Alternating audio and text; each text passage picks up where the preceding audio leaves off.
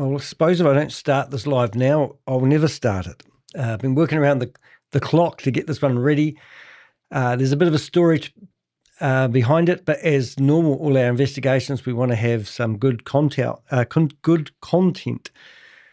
Now, if I'm really, really keen to go to Orlando, and if you guys want to support me, I'd really appreciate some larger donations so I can afford the airfares. Now, the wee story is originally the Goliath Ventures hearing for Christopher being sentenced was on the 8th of August. So I booked my flights, hadn't organised my accommodation, but I was going to worry about that later. And then the very next morning, I get told by my Avengers they've moved it to the 21st of October. So I cancelled my flights and got a credit with Qantas. And now they tell me that the flights have gone up $1,000. So I've received a little bit of money, and I'm really grateful for that. I don't get paid anything for doing these investigations other than donations, and I survive on donations at the moment. I do a bit of drop shipping, so my finances aren't the flash. And it's sort of ironic that I'm chasing down multi-million-dollar scams and getting breadcrumbs along the way from the few survivors who've invested in these companies, who cheer me on, who have lost hundreds of thousands of dollars. Sometimes I've lost everything, and I kind of rely on them to support me. Christopher Delgado won't support me. Dante won't support me. But if you are a bit of a philanthropist and you want to support Danny de Heck, that YouTuber, and get his ass into the courtroom so I can hear Christopher be sentenced because he's facing a 50-year sentence, that would be fantastic. Now, I've got a bit of a speech prepared, and it was really about, I have to admit that when I went to bed last night, I wasn't happy with this investigation that we've done. The blog that we put together about Dante covered the basics, but it didn't have the depth. And I knew it needed more. I felt like these were pieces of jigsaw puzzles, but we didn't have the right overall picture. So last night I listened to the blog when I'm in bed, so I'm familiar with it before I go live. And it was just, it didn't have any, oh, thank you, Magic. Stop it, Neville. Wow, Magic. Wow, that's a generous donation, mate. And I know that you told us last week that you drive around in a $500 car. So now you've just donated 10% of your vehicle to me.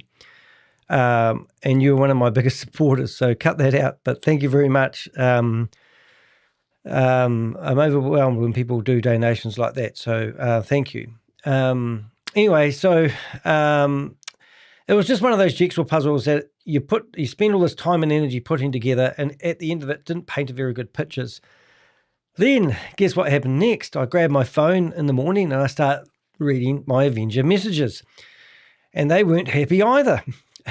They reminded me that over the past several months, we'd uncovered huge amounts of information that I'd completely overlooked while putting the article together. Court records, corporate filings, subpoenas, social media posts, property records, and previous litigations, criminal cases, and countless hours of research have been scattered across notebooks, screenshots, and conversation. Now, normally I have everything in a database called Millernote, and it's only available to myself, and some of my Avengers get access to it, and we add PDF documents and the like into those. So just to give you a bit of an idea, I just don't know why these aren't doing, but this is each one of these boxes here represents what are we called, a document of a court case or filing that we've looked into. Some of these are a little bit more, even a bit more weirder. For example, if I open this one here, you can actually see 24 corporate cases being filed in the state of Florida. And one of the ones that I mentioned in my blog that we're about to look at is actually in another county or another state. So, you know, by going through all these documents takes hours and hours of our time. And there was even a mishap or a spelling error, which is that meant that when you did a search, you couldn't actually find Dante. And we're going to refer to him as Dante because he's got two spellings of his names. But just to have that many court documents on one individual is actually quite a lot. And originally, when we started investigating Goliath Ventures, Dante's name just kept coming up. And out of a lot of the guys that we were researching, Dante was one of the low-hanging fruit, simply because he already had spent 10 months in prison. And not that that means he's a criminal just because he spent 10 months in prison, for allegedly admitting guilt to having 100 kgs of marijuana. But I tell you what, if I got done for having 100 kgs of marijuana, I wouldn't be on my social media smoking a joint every 10 minutes, what it seems like. So I've actually downloaded his social media. I've gone through some of the reels that he posts, and what comes to mind without even being judgmental is these young fellas, and we're going to be talking about Mike Shalinsky and Dante, seem to be going down the same track of encouraging people to become day traders and telling people that they are a raving success, and then encouraging people to sign up for their course. And it seems like after the disaster of Goliath Ventures, remember Mike Shalinsky, I don't even know if I'm saying his name right, but I have a feeling I am this time, is now hiding in Dubai. And when he comes back to Canada or America to get his stamp on his passport, he'll probably be detained or arrested because he has been subpoenaed to provide information about the Goliath Ventures case. Now, so is Dante. Both these individuals have been subpoenaed to provide information in regards to Goliath Ventures estate. That means the courts have got power to basically go through everything that these two individuals have got, and they need to comply. Now, that's kind of unusual because we've got Dante here telling us that he was just an investor. But his name kept coming up everywhere. And also, I must admit, it was very hard to find information on him and his background. We know that he wasn't on Goliath Ventures' website. We haven't got him, I haven't seen any flights with Christopher and the like. And I don't know what role he actually played. So, to his credit, he has actually been messaging us on social media.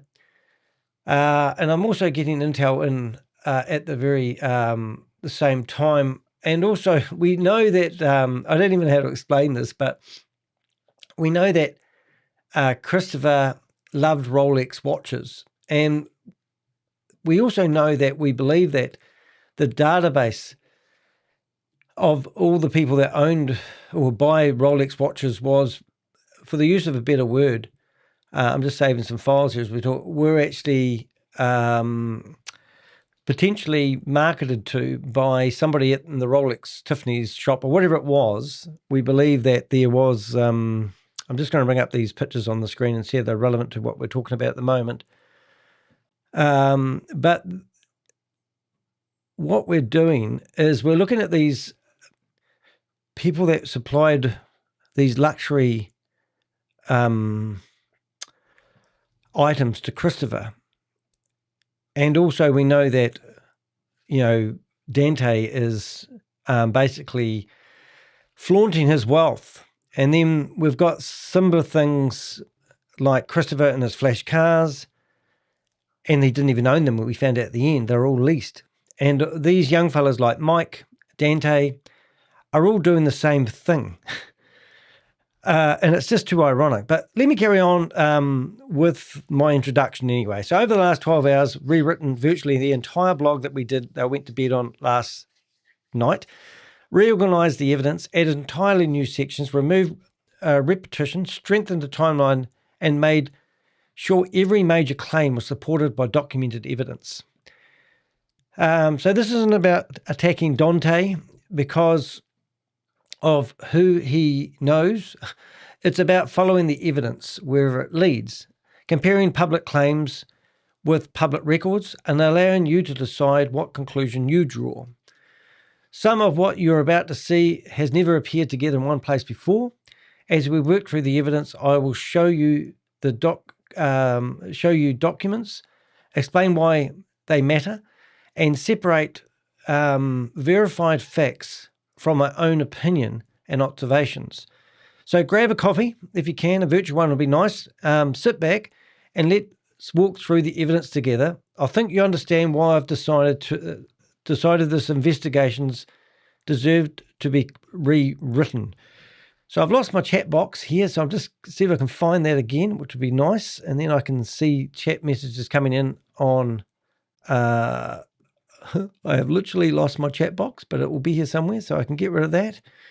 I can get rid of this, and I can get rid of that off the screen. I'm still looking for the chat box, and it seems to have disappeared entirely. It has. That's just what I needed.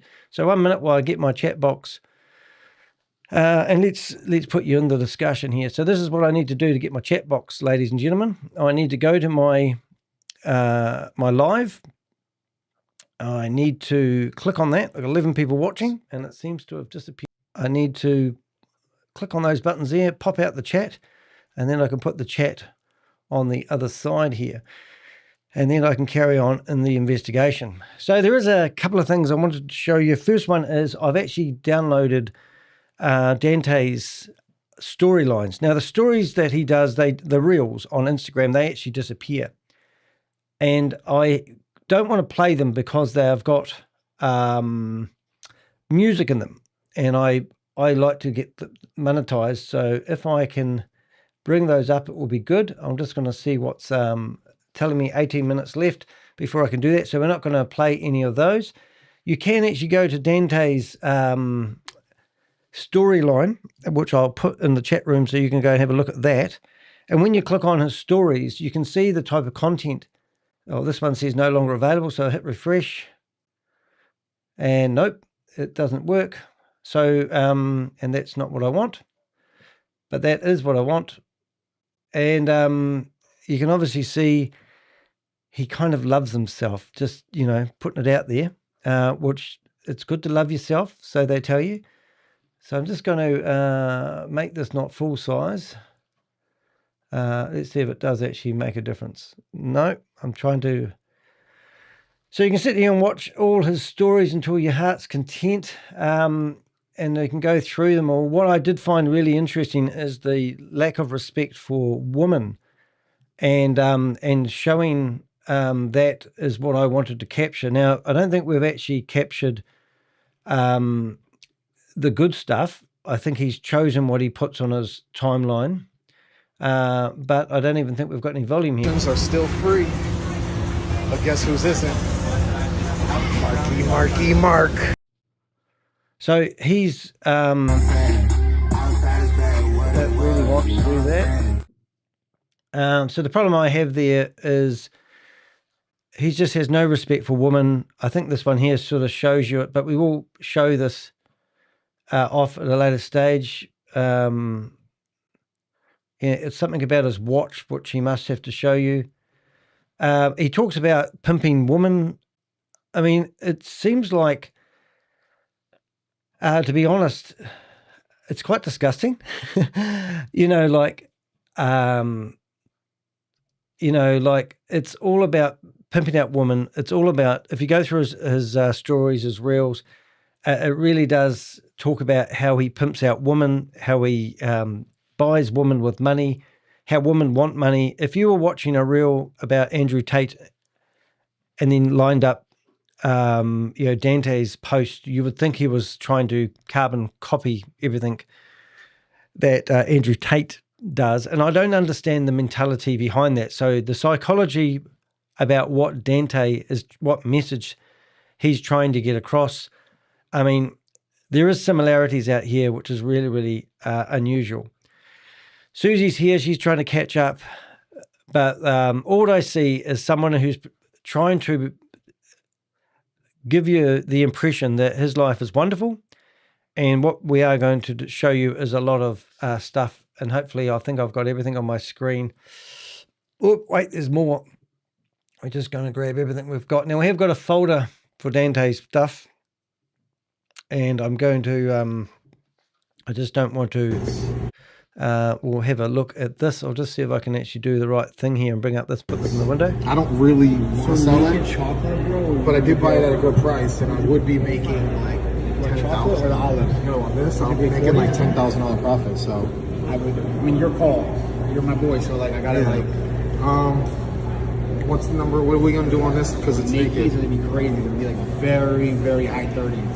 It's gonna sell I'll just for keep it. very low 40s. So I'm saying it's a hot watch too. No, I'll keep it, but I know I have it. I gotta find it. You didn't bring it here. No, I thought this was this right You here. have more Rolex boxes. Maybe they. I got one more at the house. It's somewhere. But we just went through the move and all the shit, so Yeah, I feel you. I don't know. She might have wound up with it. So if it's Nike, bro, then I mean, Probably just keep this. I'm not gonna take a loss. I paid $45,000 for this. it sucks. No card. I'll keep this. So am I right in thinking that he's lost a box to his Rolex? And I mean, what is it with the Rolexes, guys? I don't get it. It's really weird. I mean, I don't know how rich I would be. I don't even like Rolexes. I mean, well, I might find one I like one day. And to be honest, I think wearing a Rolex is just about prestige. And I don't think if I was wealthy enough, if I was filthy rich, I would need to actually prove my wealth. It seems like everyone seems to be living a veneer life. And when we get stuck into this blog, you actually see that there's patterns forming here. And I think these guys aren't as wealthy as they claim. We're going to see looking at sports cars, which I don't even believe he owns. After looking at Christopher Delgado and his 12 sports cars and getting $37,000 back from his collection of sports cars worth millions of dollars, I don't know why these guys have to get on Instagram and try to pretend to everybody that they're filthy rich. If I could afford to pay $45,000 for a watch, I would like to think I had like $5 million in the bank earning me interest rather than spending principal all day long. Or where did these watches actually come from? Were they, expensive gifts from other people? Maybe that's why people have been subpoenaed. Like, how did he pay for that watch may come out in the wash in the not too distant future. I mean, this is what I would like to see. If these guys are sitting here claiming that they've paid $45,000 for a watch and they've got a whole tray of Rolex watches they claim their own, where did these come from? Where did the money come from? These are questions I think these influencers need to actually start saying, showing you actually how they got that cash, whether it was a favor or an exchange of goods. Read between the lines if you wish. All right, so we'll run this and then give me a number on all this other shit.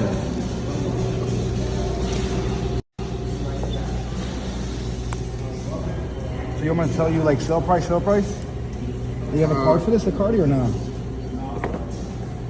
No card, right? No card? No card. Card? Just curious, what did you pay for this?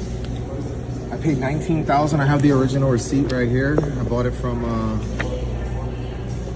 International Diamonds. Oh, right Very here. nice. I paid $18,000 for it. Let's see how long ago, guys. We've been doing this for a really long time. 2013. Wow. Don't play with him. Ever. Never play with him. You got like 200 G's over here, over. The guy came loaded.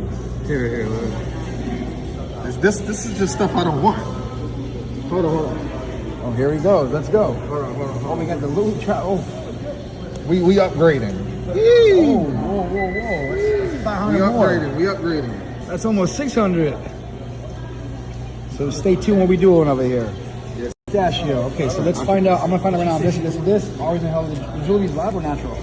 Natural, from my understanding. This is from Bloomingdale's. So just imagine, I'm going to keep playing this, that money doesn't change hands. Watches do. Imagine this is a great way of moving money around the world. Money laundering comes to mind. And instead of, you go into these jewelers and you buy a watch for, tens of thousands of dollars, and then you use that as collateral to exchange money. Now, I don't know if you get a proof of ownership when you buy one of these watches or whether you need to present one when you sell it. But what a great way of moving money around the world. And didn't we read that Christopher Delgado had 18 watches? I've heard from other sources that he had 50 to 100 Rolex watches in Dubai. Whether that's ever been, but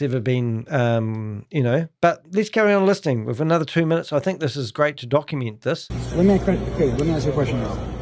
You don't want to cash out, you want to be consignment, right? Yes, everything consignment because I'm not in a rush. Okay. We're not hurting over here, guys. I like that.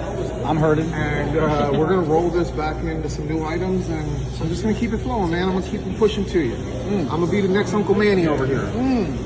Yeah, I like that. Better version, though. Better looking version. Better looking version, for sure. He's not the greatest looking. I'm sure the girls will be more happy. Okay, let's see. Factory bezel or no? Factory, everything's factory. But no card. No card. This is factory dial, factory everything, aftermarket bezel. What did I tell you? You haven't told me anything on these. You gave me numbers on these. So if I sell this for X, Y, and Z, how much do you want? How do you want? How do you want to work it? Well, we covered You said that. you're going to take a percentage. I'm fair with the percent that we came up with. What would be your cash out? I'm just curious. Cash out right now with Benji's. Oh my Or gosh. pick if you want. I mean, Yeah. just that's what I do, you know? What are you talking right Tell now? me. You need crypto? You want wire? I mean, what do you need? All right, hold on. Is it going to ring? Did you hear what he said? You want wire, you want crypto. So these guys will take these assets and turn it into crypto for people. Read between the lines. Let me look at the number minus the price. See, here. This is going to be an R department. But I know this is a factory MOP, so it's worth a lot. This is very nice. What do you see in all this? Your breakdown in your head. I know what I paid. I paid 11,000, 18,000, 14,000, 45,000, 11,000, 7,800. So in another video, that necklace he just picked up for $11,000, somebody said it was worth $15,000. So it's like the wealth or the value was in the eye of the beholder. 2,500. This is, it's one of them other ones. For the watches, that's for the watches. What do you see here money wise right now, cash or crypto? Or crypto. So this is where they move money around. Is that what I'm hearing? So you can go in there with a watch, as long as you've got the box, and you can get crypto for your watches. Do these guys not have to trace the money? Or, I hope these guys in these shops have been subpoenaed asking how they paid or how they sold items for Christopher Delgado. This is where I see the investigation needs to go. Break it down. Definitely more than 50. No, I'm talking about cash out. How was the cash out? I mean, I need to hear your number. I don't really like giving numbers. Oh, I think 80. Okay. So you give me a number, You're and smart. then from I like there, that. we're gonna go from there. Okay, here we go. You ready?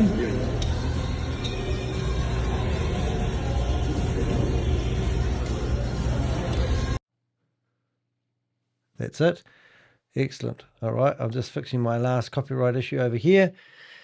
So that's one video.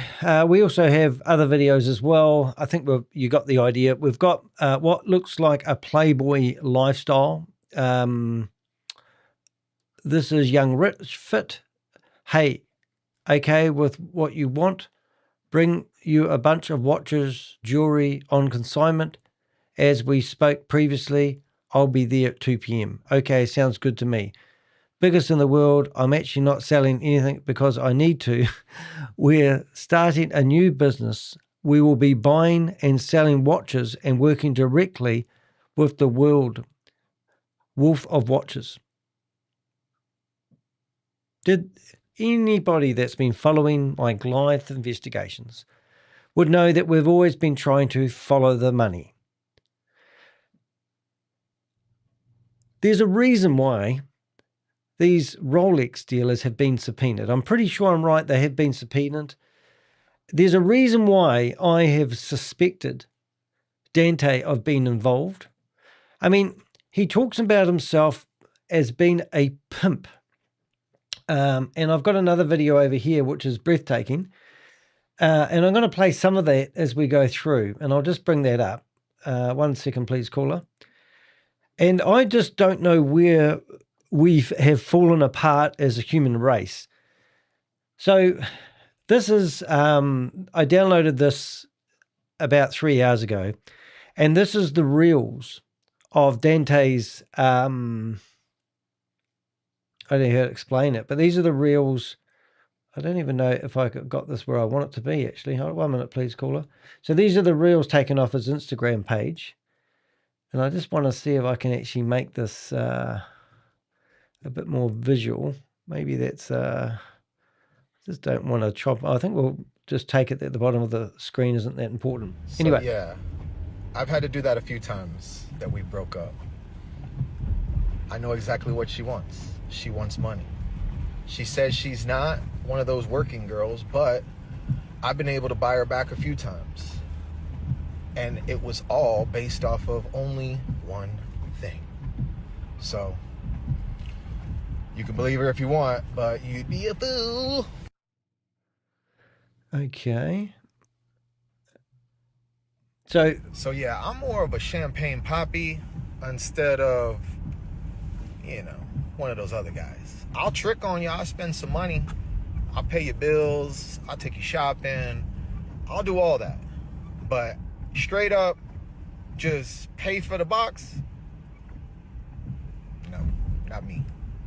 But I did it a few times with her. That's facts. So yeah, I've been her pimp. I've been her trick. So admitting that you've been somebody's pimp is pretty out there, isn't it? I've been her baby daddy. I've been her man. I've been it all. Hey, that's facts. So yeah, now's a good time for all you guys who do buy box to know she got some good box. It's worth paying for. Does it sound like a pimp to me? Is that what he's referring to? I'm not up with all this toof, toof, toof talk. But what I hear is somebody that has no respect for women talking and seems to be thinking this is the way you live life now. But I told her she can't be taking that Dr. James price no more. She is worth way more. She needs at least $5K a pop now. So make sure y'all come correct. Don't ever, ever, ever disrespect her again the way he did. Yeah, so then we got other stuff. So he's back here again. I'll just go back to that. So young as rich, all the tea. And let's see what he says now. I mean, the facts are I'm unstoppable because I tell the truth. I got nothing to hide. I'm going to tell you straight up every single time. Whether it's good, bad, or in between. If it makes me look good or if it makes it look bad, I could care less because I don't care about none of y'all. Not one of y'all motherfuckers are paying my bills. Not one of y'all. So I'm getting rich off y'all watching. That's what I'm doing. I'm smart. Watching? She's dumb. I make money. She knows how to get guys to give her money. That's the only difference. She don't know how to make money unless it's a guy giving it to her. I actually go out in the field, I make businesses, and I put deals together, and I make real money. That is impressive.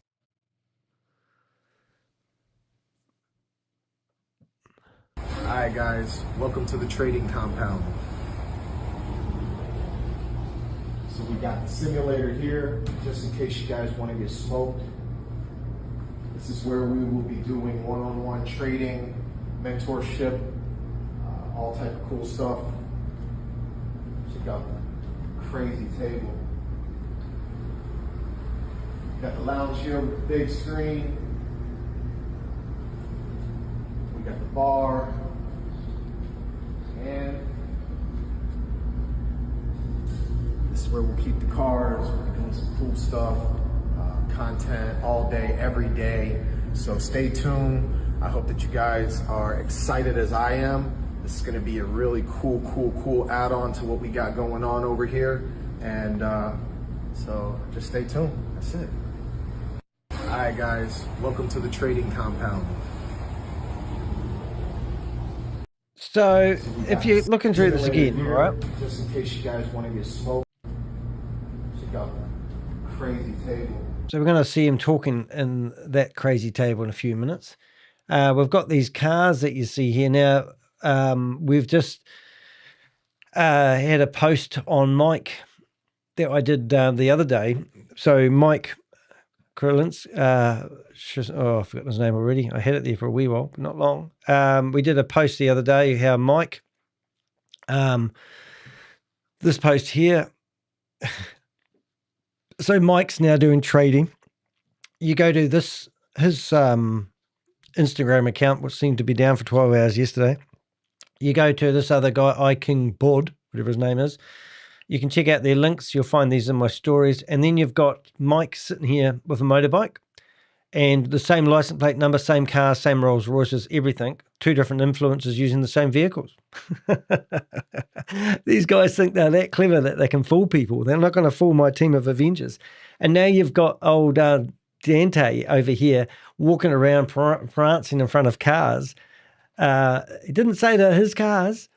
But no doubt if they were his cars, they'll be leased or owned by somebody else. But if you walk by them, and then next minute we're going to see, all these guys, going through and let's just have a look at, just see if we can actually bring this one up. So this guy here is the other influencer, not associated with Goliath Ventures, but he's got all these videos of him driving around in these cars, same cars with the flash ceilings. We've even got him getting haircuts at resorts.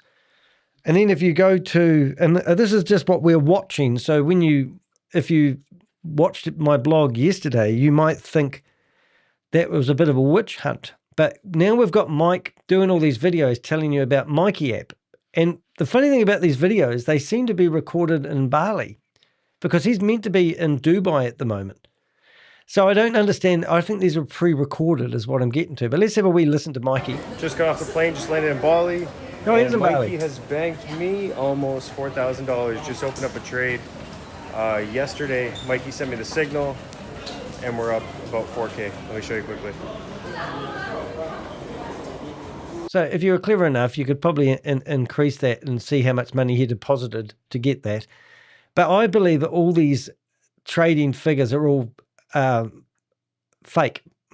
So I was out on the plane yesterday, and I had a flight attendant ask me, what do I do to stay in shape? How am I in such great shape? So if you've been following Mikey, you'd probably throw up listening to this rubbish. But not funny, I watched these videos. I didn't actually watch the first video where he says he landed in Bali. So at the moment, is he in Bali? And if he's in Bali, why is he going back and forth to Bali and Dubai for? What's the attraction in Bali? Well, the people that are running this Mikey app for him, we believe, are in Bali because the other influencer that we showed you has also been in Bali together with Mike. 2 times in my life, financially, where I've really had to bet on myself. And both times, I created the most financial wealth in my entire life. Whether that's leaving your hometown, whether that's leaving your job, whether that's spending all the money you have to invest in yourself, invest in your skills. When it comes to trading, don't expect to be profitable right from the very beginning. This is a skill you need to learn just like any other skill. It takes time. You need to invest in yourself. I had to invest in myself in order to make money trading and become successful. Like I said, there's been a few times in my life where I've had to do this, and it always turned out to be the best thing ever. Believe in yourself, trust in yourself, invest in yourself, don't give up, even when time. And then I'm looking for a rejection. So I think you get enough, but you're probably wondering what the connection is between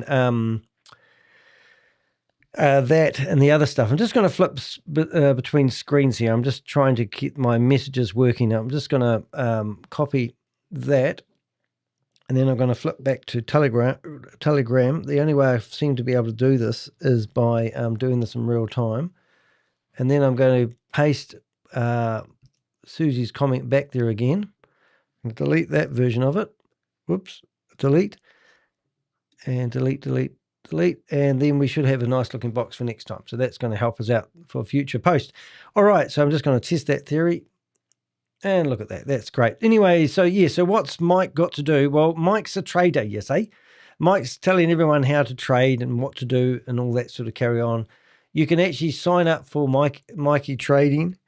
And I've got quite a few different, things. But what he's encouraging you to do, now he's got people coming out telling you how wonderful the trading advice is. And I tell you what, this is all bullshit. This is the sort of stuff that you see from these idiot traders. And we think that Mike's getting scammed by a company that's claiming that they can make him into what looks like a successful trader. And, you know, when you see these guys, like you're going to find, I mean, here's another trader, which I just mentioned, same cars, exactly the same cars. When you come back to our blog here, that you're going to see, I'm going to mention this again. And down here, we've got Dante on his own website. Now listen to this. This is a pretty outrageous claim.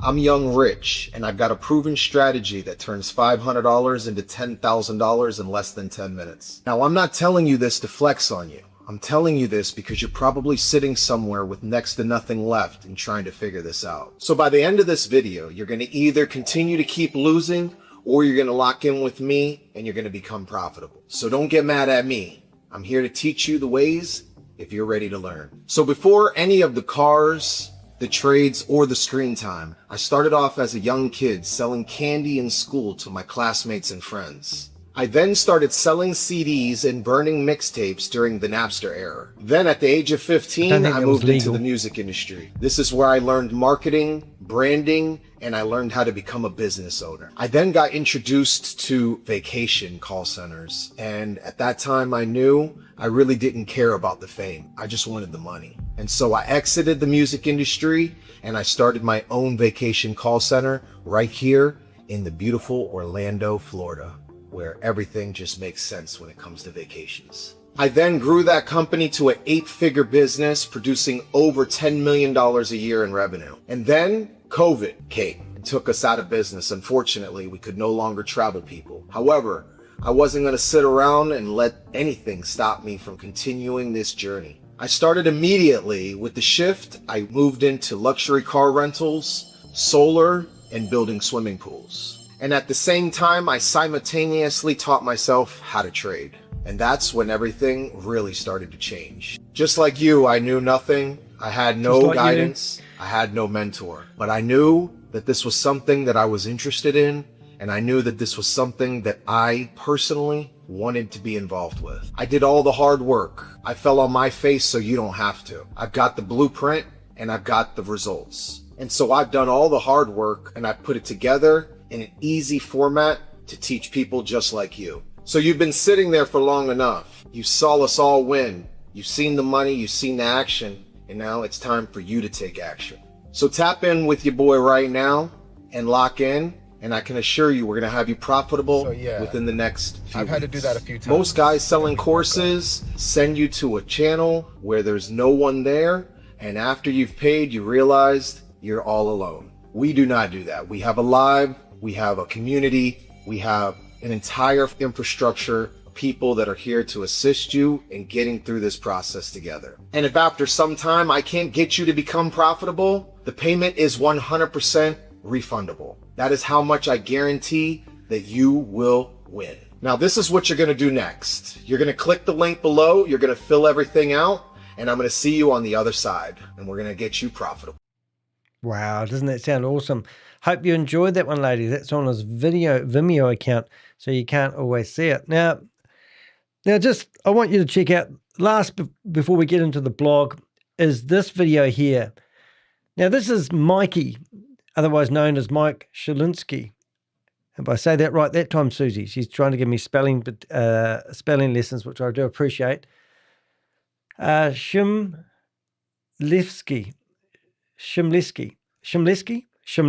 I just need to see that word in my mind before I pronounce it all day long. Now, this one here is actually breathtaking. Now, just bear in mind, the car that he's driving around in isn't his, and the way he's talking about women is disgusting. And if you were to line up a video with Mike talking about women, you know, and say Andrew Tate talking about women, I would like you to spot the difference. But I've actually uploaded this to my YouTube channel, and I'll remove it after this video. But I just wanted to, I'm not sure about the music. It says the music's okay. I'm just going to check that because I don't want to, what am I trying to say? I'm just going to check that on another screen. Won't be a second, young people. Let's go, just go streaming. And if not, we'll play it later. In the meantime, listen to the rock song that I've put together while I do this.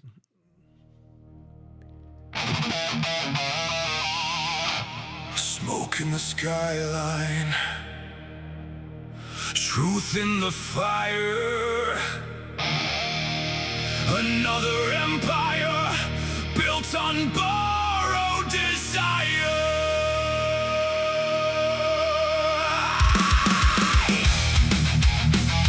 Right, I've done my checks and we can play this. All right, let's go. Let's see what not that one. Let's listen to what Mike says and see what I'd love to know what you think about this type of video. Scammers, and scammers love sex workers. You know, I actually heard He said scammers love sex workers. So I don't know why these guys need to talk about sex workers. that from a very famous female psychologist, who ironically was a sex worker herself. I'm not going to mention her name. Why? Because no genuinely successful businessman wants to sleep with a prostitute. Real entrepreneurs are some of the toughest people on the planet. And this is why. They have earned every single dollar through grit, hard work, determination. They've been given all the trials and tribulations life can throw at them. All right, so let's just put that into perspective. We've got video evidence of Mike saying he had no money at all before he went to Orlando and hooked up with Goliath Ventures and Christopher Delgado. So any money that Mike has currently got, he was living in a $16,000 house in Orlando. And then when all the heat happened with Christopher getting charged for his connection to a $328 million Ponzi scheme, which Christopher Delgado has now pleaded guilty for, Mike takes off to Dubai and scrambles to get something together to keep his income coming in. Now, we've got photos of Mike being in sports cars, all sorts of things. So we know that the money that he's claiming he's made and the successful traders, we've even got other evidence I can't tell you about where he's has made disastrous trades and is not a successful trader as he's making it. So this guy is a living lie. And would you associate with somebody that we have got evidence that we've provided to the federal government of Mike bringing in $35 million to Goliath Ventures? So we've got screenshots of Excel data sheets of names, phone numbers, email addresses of these people that Mike has introduced to Goliath Ventures. Now, he gets commissions for doing so. He's now living in Dubai. Give me one reason why Mike has decided to go to Dubai to live while Christopher is facing 50 years in prison. And now he's on Instagram defaming women like they're pieces of dirt. And guess who's shadowing everything he says? Used to earning things the hard way, whether that's building their wealth or winning the heart of a great woman. Just like easy money doesn't excite a man, a woman who shows up for one night because of money isn't going to excite that man either. They'd rather invest their time, get to know somebody, build something real with a woman they genuinely like and who adds value to their life. And I'm talking about people who are actually successful, real successful business owners, not some fucking losers that got rich quick through scamming people or gambling. The people who make money overnight through dishonest shortcuts, people who inject themselves with... So is he talking about himself? He got rich overnight, and I wouldn't call him rich, overnight by scamming people. He's talking about the elephant in the room himself. And now he's going to talk about people like Tomo. steroids to get fit fast. They're taking shortcuts in life, whether it's with money, whether it's their fitness, and more than likely, they're gonna take shortcuts in life when it comes to their women. If you believe you have the mindset of a real businessman, just send me the number 5. I'm gonna help you get closer to your goals completely free. Just send me the number 5. I'm gonna help you get closer to your goals. Don't send him the number 5. Now, Susie just mentioned a really, really good fact in here, that when we went through those spreadsheets of Mike Shinlinsky, we found Dante and his girlfriend were on the spreadsheet. So we know that Mike referred Dante into Goliath Ventures. And now we have been chatting with Dante quite a lot. And as I said, he was quite chatty. He was also trying to throw other people under the bus, claiming that he had evidence of a high-profile lawyer. So I said to him, well, what is the evidence? He said that this high-profile lawyer actually recruited people into Goliath Ventures. But then he changed the story, because when I asked him for evidence proving that he had evidence that this high-profile lawyer actually recruited people into Goliath Ventures, he had nothing. So then his story started to change. And then he started saying, but because this high-profile lawyer was associated to Goliath Ventures, that was what made his mind up into investing. And now we find out that he invested through Mike Shalinsky, and that's how he actually got involved with Goliath Ventures. Now, he's endorsed Christopher with his behavior, and I don't have any proof that he recruited anybody, nor did we find him on their website. However, there is enough evidence. And now I'm just going to say what I'm thinking out there. These Rolex watches could be the smoking gun. He might think he's so smart trading in Rolex watches for crypto. And this is how these people are actually trading their wealth. Maybe it's the Rolex watches. Maybe that's why there's subpoenas. Now, Susie will correct me in the chat room, but the Rolex watch guys, I'm 90% sure, but the Rolex watch guys have been subpoenaed as well. Because their customer databases were actually, we believe, given to Goliath so they could recruit more people. But anyway, let's watch the end of this video because there is evidence here that they are shadowing each other. Completely free. And you might be wondering, Mike, how are you going to do that? Well, let me tell you. I've built an AI that's designed to help people make money every single day. Depending on how you use it, many people may be able to generate $50, $100, or $500. I'm not going to promise you that you can make as much money as me, but you will be able to make extra income on the side. And for the reasons I've already explained on my Instagram page, you can go watch those videos for yourself. I'm going to give you access completely free to the AI. Just send me the number 5 and I'll send you the link to my Telegram channel. All right, so now we want to have a look and you'll see the comments underneath this video. And so far, True Money Mike, there's nothing there, but it will come up in a second. I'm not going to fast forward it. And now we're going to see Dante commenting. And there we go. It says, I love all women. I'll save you all. So, we've got Dante on video claiming he's a pimp for his ex-girlfriend. And now we've got Dante, commenting, shadow commenting, and obviously associating with. Now, if I was involved with anything to do with Goliath Ventures or any of the co-conspirators, I would run 100 miles away from anybody who's associated, who potentially could do time for promoting Goliath Ventures. Now, we're all waiting, and we're all waiting for that day when we get somebody else charged in connection to Goliath Ventures. And at the moment, it is a little bit hard, encouraging people to hang in there before, something else happens. So Susie just said that we've got proof, a photo evidence of this influencer and Mikey being in Bali together. I'll just get rid of that one there. So is this guy on the way to Bali again? Why are these two guys going to Bali all the time? This looks very similar to the last complex they were in when they were getting their haircuts done together. Maybe I believe that these guys are going there and there's some organization out there that is basically grooming these people and doing all the work for them, showing them how to recruit and how to set up the business and the like. So that's the other influencer, not Mikey. So don't worry, I haven't got that mixed up. But I would love to see a photo of those two together. Look at this. But I do believe all these are staged photos. We've got photos, all these guys out there doing their thing. Exclusive nightclubs. Let's have a look. But if you went through Mike's, I haven't got access to Mike's Facebook and I haven't got time to actually, do everything. But I'd love to see a photo of these two guys together. And anyone else that's doing it, but we're just having a quick look while we're here. They went for the bamboo ride. Is that Mike? Who's that guy he's praying with? Please help us scam everyone. Please help us scam everybody. Don't know. That's not Mike, is it, on the left?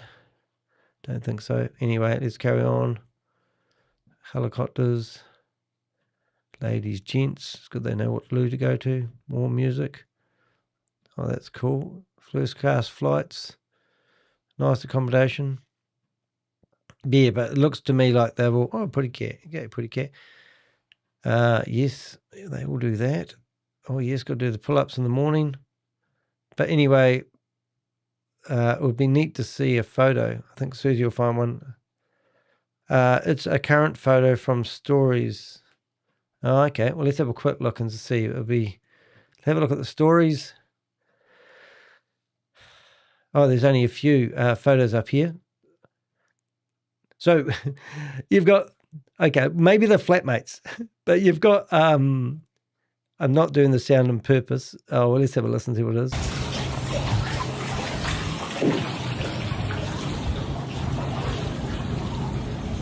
It's always raining in Bali. Well, not always. Right, beautiful. 22 hours ago.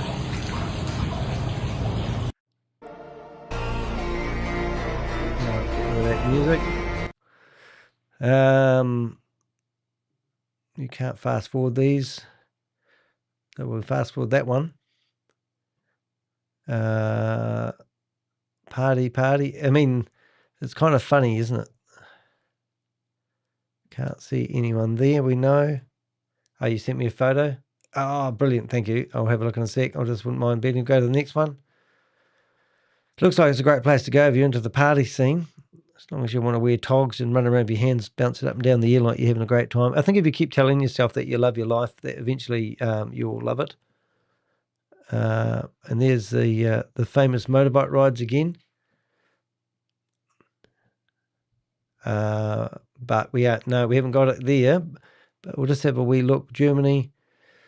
Anyway, so we do have the photo just to prove it. So we didn't come this far, only to come this far. But I'm sure these guys don't like us exposing what they're up to, which is absolutely batshit crazy. But there's the photo that we're looking at. So we've got Mike and the other influencer together. I don't know what Mike's trying to do there, but there's no doubt about it that these guys are all playing the same game. Alrighty, so what have we got? For you today? You may be a bit shocked on what evidence we've got. What we're trying to do is to show, I believe that these guys are trading Rolex watches. That's my hunch. I haven't even discussed that with the Avengers. The current photos from stories. There we go. The shirt was interesting. Fake. Hello, Queen of Karma. Lovely to see you here. Queen of Karma helps me fight these scams. She has her own YouTube channel. Hey, David, nice to see you here. As I would have no direct intel of any person who is actually an employee or investor, I was nothing more than an investor. So all the way through this story, this blog, you're going to hear Dante telling me he was nothing more than an investor. But the evidence might speak another tune. For months, a name kept surfacing through my investigation into Goliath Ventures. It wasn't Christopher Delgado, even though he did. It was Dante. Now, how do I say his name? Am I going to say that? Spitalieri. Spitalieri. Now, there's two spellings of it. We'll get to that in a minute too. First of all, I noticed him alongside Delgado's in photographs, luxury lifestyle posts, investor events, social media content that projected success, confidence, and wealth. As I dug deeper into what prosecutors now allege was a cryptocurrency investment fraud involving hundreds of millions of dollars. I don't know why the word allege is in there. Allege. It has now got evidence. Christopher's pleaded guilty. So it wasn't an alleged cryptocurrency investment fraud. You think I wrote this blog? It was a crypto investment fraud involving hundreds of millions of dollars. His name continued to emerge in places I couldn't ignore. Then something happened. While publicly insisting he was nothing more than an investor, Dante began using social media to question the conduct of other people connected to Goliath.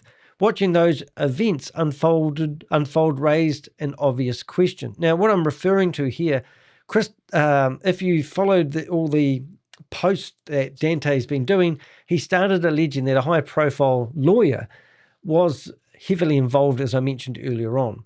I'm going to mention their name because I don't believe they were involved in the way he's alleging. I do believe they were involved, but I don't want to sit here and... so he was claiming that this person was a major promoter of Goliath Ventures. And I don't see... there's no evidence at all of this person ever promoting or recruiting people into Goliath Ventures. Now, I believe I know 99.5% of everything this individual he's talking about. And there is some connection. But once that individual said, show me the books, Christopher Delgado, and Christopher wouldn't, he said, I've got nothing more to do with this company because he didn't feel right about it, and he backed right out. And he even warned people not to get involved.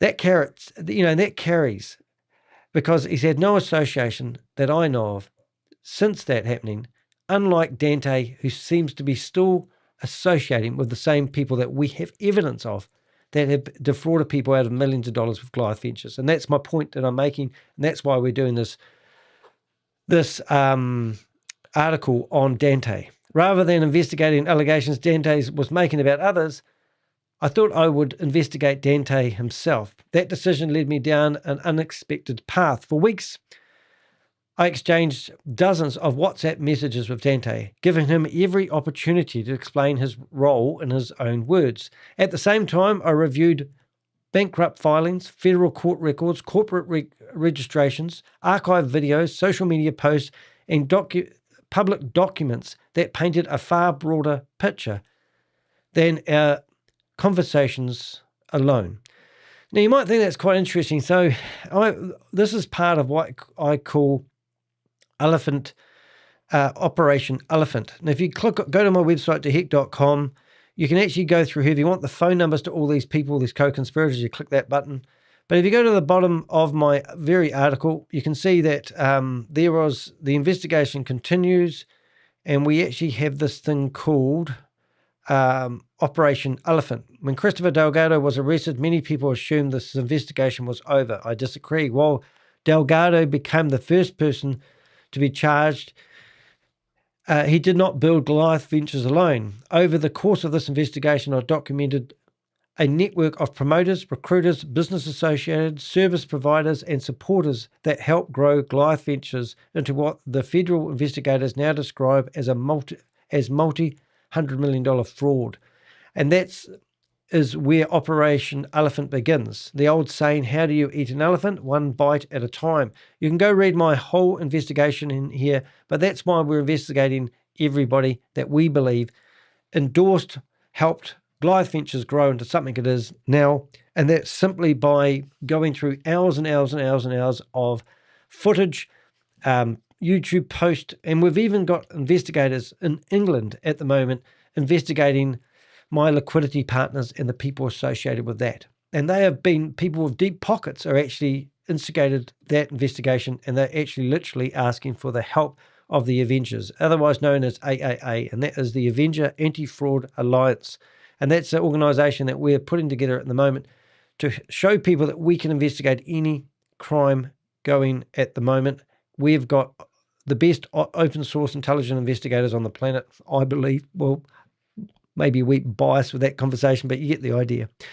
This investigation is not about guilt by association, but it is about following the evidence wherever it leads. Who exactly is Dante? What role did he play in the rise of Goliath Ventures? Why did the bankrupt estate later subpoena his communication and financial records? And does the documentary evidence support his repeated claim there was nothing more than just an investor? Now, we're not going to actually put that in your mouth to swallow. You can taste it and decide what you want to swallow about this investigation. So who is this young fella? 37 years of age, I think, to date, which would be really cool to find out. I think that's pretty right. Before examining Dante's own account, it's important to explain why he attracted my attention in the first place. Now, we might be repeating ourselves a little bit here, but during my investigation into Goliath Ventures Inc., I categorized people according to their observable role, not whether they had been charged with crime or officially employed by the company. Now, what do I mean by that? Well, most of the mainstream journalists that I know of wait until the court records come out. We've got court records in here, but we've got nothing with association with Goliath Ventures. And rather than reporting the news at the bottom of the cliff, we like to be in the trenches with the people that we believe added to the growth of Goliath Ventures. So we will watch social media post, and Dante's probably a victim of his own demise in a way, because he's out there on social media doing his thing, sharing posts and basically admitting guilt of any by his own admission. And that's what we're doing here. So these founders, employees, recruiters, public promoters, business associates, and investors, as the investigation expanded, also maintained we also maintain a working list of individuals whose conduct warranted closer examination as potential co-conspirators. That list wasn't a declaration of guilt. It was an investigation tool used to prioritize the people who whose public conduct appeared to have contributed to Goliath Ventures' credibility and growth. So if we do that, if I go to persons of interest, you've often seen me bring up this photo here. And these are Goliath Ventures co-conspirators. And you can see we've got Dante here. We've already done stuff on Nick Petrillo, obviously Chris, Tomo, Stephen Davis. We've still got investigations. So this is the elephant in the room.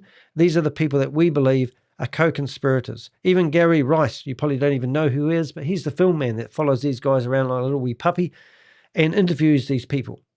We've got Nadia Bringus, so these are the people that we're actively going after, and we'll go after them one at a time, and we'll give you as much evidence as we can, because this investigation started on the 1st of September. Dante was one of those individuals. So he was on the list, as I just showed you. His name surfaced repeatedly throughout my investigation. I found him standing beside Christopher Delgado in photographs, appearing at investor events, featuring in videos, and maintaining an active social media presence that publicly endorsed both Goliath and the luxury lifestyle surrounding it. Now, we just showed you the ones about all the Rolex watches. Based on the evidence available at the time, I believe those public associations justified a closer look. As my investigation progressed, however, the pictures became to be a nuance. Now, is that right? Nuanced. I love that. Dante consistently maintained that he was nothing more than an investor. He declined being an employee, declined receiving commissions, and denied, I should say. There we go. He denied being an employee, denied receiving commissions, and denied actively recruiting people into Goliath. And I have no evidence to dispute that that's not true. I also found no evidence that he appeared on the company's official website as a representative or held any formal position in the business. Rather than accepting either narrative at face value, I decided to do what I always do, follow the evidence. So following the evidence, where did it lead me? Rather than relying on rumors, anonymous tips, and social media speculation, I contacted Dante directly and gave him every opportunity to explain his involvement in his own words. After several weeks, we engaged dozens of WhatsApp messages covering his relationship with Christopher Delgado, his involvement with Goliath Ventures, and his public activity before and after the company collapsed. I wasn't interested in creating sensational headlines. Leave that to the real media. They'll probably do an article on one day and think, breaking news. Anyway, let's get back on target. Let's not talk about Channel 9 News. I wanted answers. Throughout every investigation, I asked the same questions. What did you personally witness? What can you prove? And what documents support your claims? Those questions matter because once an investigation scheme collapses, hindsight often replaces first-hand knowledge. Rumors spread quickly, opinions harden, and memories become influenced by everything that happened afterwards. My job is to separate the documented facts from personal belief. We can all have a theory, can't we? But we can also have a hunch. So there we go. Now, to Dante's credit, he answered many of my questions and eventually acknowledged the limits of his own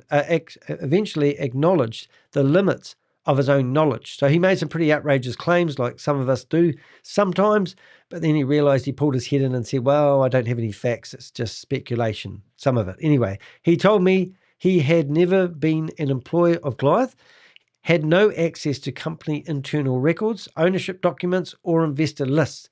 So he was claiming all sorts of things about the ownership of Goliath Ventures, but when it push come to shove, he had no evidence and possessed no insider knowledge of how the business was operated behind the scenes.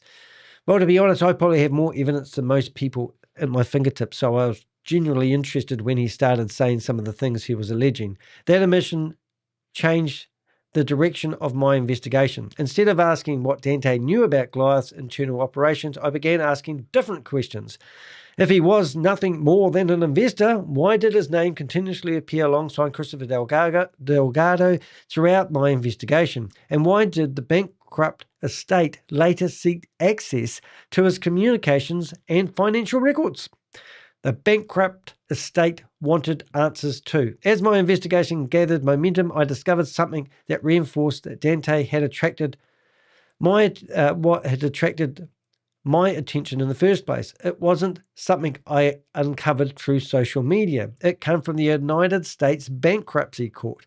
So on June the 25th, 2026, the number 9 bankruptcy estate of Goliath Ventures issued Dante with a Roll 2004 subpoena, requiring him to produce a broad range of documents relating to his dealings with the company. The production request covered communications with Goliath, communications with Christopher Delgado, cryptocurrency accounts, bank statements, broker accounts, financial records, and documents relating to transfers of funds or digital assets involving Goliath Ventures or its affiliates. It also sought blockchain transaction records and wire transfers and supporting receipts. Now, that, to me, is absolutely batshit crazy, because that video that I showed you, that I had on there a second ago, is actually breathtaking when you think about it. Because in this video, and this might be... I don't really want to sell it. Chocolate, So very low 40s. So I'm saying it's hot. So this guy here, remember She might have wound up with it. So he's given him the hard pressure, asking about how much money he wants for these watches, and then he says he will pay with crypto. 10,000, 18,000, 14,000, 45,000, 11,000, 7,800, 2,500. This is, it's one of them other ones. For the watches, that's for the watches. What do you see here money wise right now, cash or crypto? Cash or crypto. So does it not surprise you that they want to see crypto transactions? Imagine that they've got the smoking gun. Just Danny's brain here is going, I wonder if they're using Rolex watches to trade their way the money around. So you click on this here, you can actually read the notice of Rule 2004 examination. And this is the most strongest thing any bankruptcy person can actually do. So this is what they've actually asked Dante to supply, and you can go through and read all the terms and conditions of that and what they actually want from it. It's breathtaking when you read it, but it's there for you to read in the blog. Go and read your heart's content. But that's what they've requested from him. So that immediately caught my attention, and no doubt it's caught yours as well. A Rule 2004 subpoena is one of the broadest investigation tools available in the United States bankrupt proceedings. Its purpose is to help the bankrupt estate identify assets, trace transactions, and understand what happened before the company collapsed. The subpoena doesn't accuse him of wrongdoing, nor does it establish liability. What it does is demonstrate that bankrupt estates believe he possessed information or documents relevant to its investigation into Goliath Ventures. And would you believe that Mike Shimlinsky has also received one of those subpoenas as well? For me, obviously that was significant. It confirmed that I wasn't the only person asking questions about Dante's relationship with Christopher Delgado and Goliath. While I was independently examining public conduct and interviewing him about his role, the bankrupt estate was also seeking documentary evidence to better understand what had taken place behind the scenes. So, is Dante, am I just doing a witch hunt? I had to seriously think about what information I put on this article and what I didn't, because I didn't want to lead you down a path of thinking that this guy is just had a bad run at the start, managed to clean up his act, And then basically now we've decided to do an article about him because we've got nothing better to do with our time. This is part of Operation Elephant. I'm asking people out there who have had involvements with Dante, Goliath Ventures, Mike Shilinsky, whatever it is, to come forward with more information. Now, if you think that the federal government has given up on Goliath Ventures co-conspirators and you're waiting for another more charges to come out, so are we. But in the meantime, don't think that we have dropped the gauntlet here. We are literally still actively investigating this. Like I said at the beginning of this blog or this live, I went to bed last night listening to the blog that I've just written. It had no substance really at all. I've spent the last 4 or 5 hours rewriting the blog. My Avengers have provided me all what you're about to see in documents that they have been gathering. I'm not the only person here. There's lots of unsung heroes that spend hours and hours and hours researching each and every one of these individuals. We didn't just come up with this co-conspirator list for the hell of it, which I've closed now. And we have really good intel on every individual. We just didn't think, I think they're involved. I'm going to put them up here again. So every single one of these individuals, like Vince Griata, the real estate agent, we know he's been at lots of events. We've got Punit Shaw. We know he's in Tampa. We know that he's mortified with his association with anyone that he introduced to Goliath Ventures. We know that he introduced over 500 people into Goliath. We know that he had a 7% club where people were getting 7% return per month. We know that he went to the $9 million Christmas do. We know that he had people following him around like he was somebody. So these guys we haven't forgotten about. There's a lot of people's names we don't mention. Steve Davis, we know that he's been at car events lately. We've seen his McLaren being serviced, groomed by the same people that used to look after Chris's cars. We also know that Alex Bianco, his cars. If you wanted to know who's going to get charged next, it's going to be Nick Petrillo and Matt Burks. All right. I think that would be a good time for me to do one of two things. First of all, I didn't put the join window on this one here. Probably don't need a help today. I'm on fire today. But I did want to do a quick poll. And I want to say, who would you want to see charged for their connection with Goliath Ventures next? Okay, is that a good question?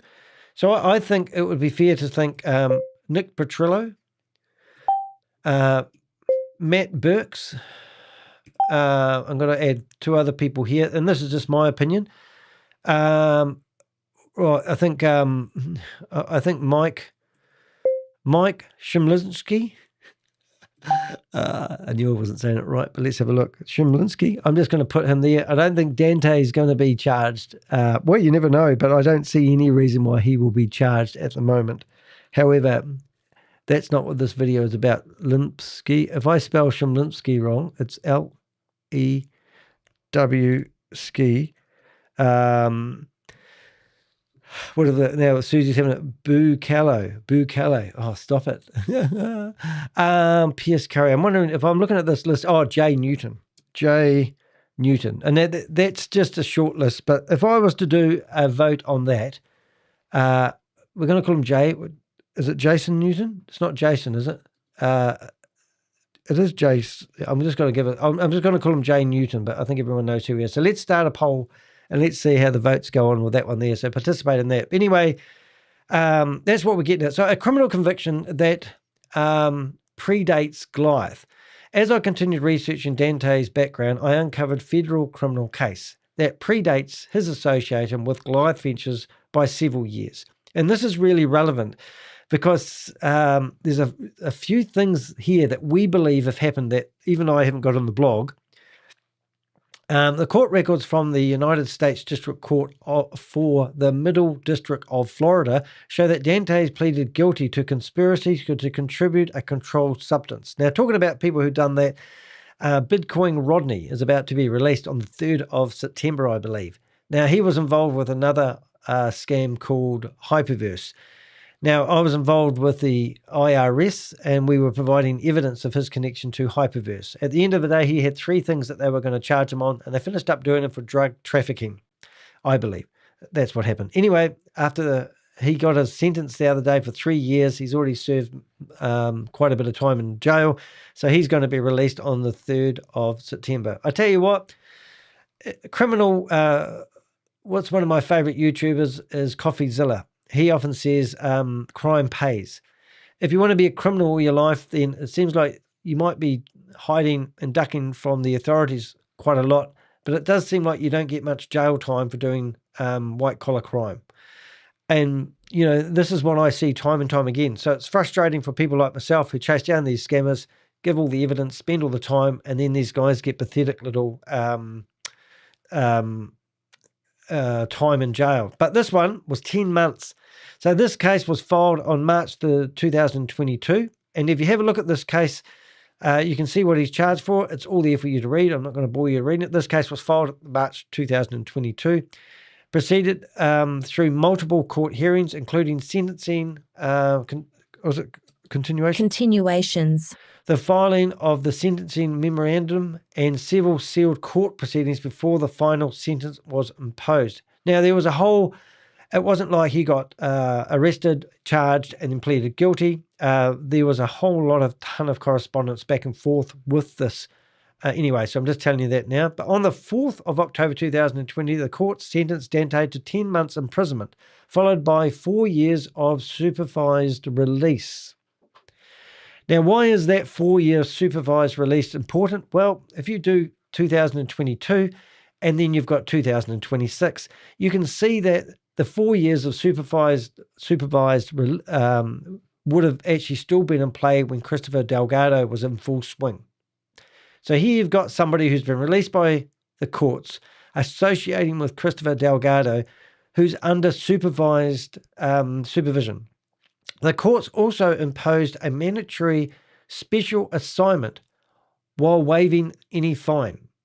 So I don't know what the special assignment was, but anyway, you can go through and read the other court documents if you want to. That case attracted my attention not simply because of a conviction existed, but because it formed part of the broader timeline that was largely absent from Dante's public file. When someone later continues association with the company at the center of one of the largest alleged, I'm going to get rid of that word alleged. I can't believe, I'm actually so annoyed with that word. I'm going to do it right now. So we're going to go through here. And I'm going to remove the word alleged because it's not alleged. There's alleged gone, and it's starting to annoy me. So what else have we got here? Alleged, oh, that's right. Lawsuit alleged that. No, that's all right. We can leave those ones in. That cause. So what have it's got? For several years, continue promoting themselves successful entrepreneurial traders. Who's that one there? What's that in? Isn't over. Traders, financial, followed by review, encountered the names. Some of the individuals, others have appeared in civil litigation, background, close to alleged hundreds of millions of dollars of losses. It's not allegedly that caused. I'm just going to get rid of that. And alleged. Right. I'm not going to put up with the word alleged there, ChatGPT, in case you're wondering. Alleged, and that one's all right. Lawsuit for alleged. Right, now we're talking. Now we can go back to my update. Goodness me. Anyway, so now we've updated this paragraph. I'm happier. Orange County records show that he was arrested during the time he would have been on supervision released. Orange County shows that he was arrested during the time he would have been under supervised release. Wonder why that wasn't mentioned.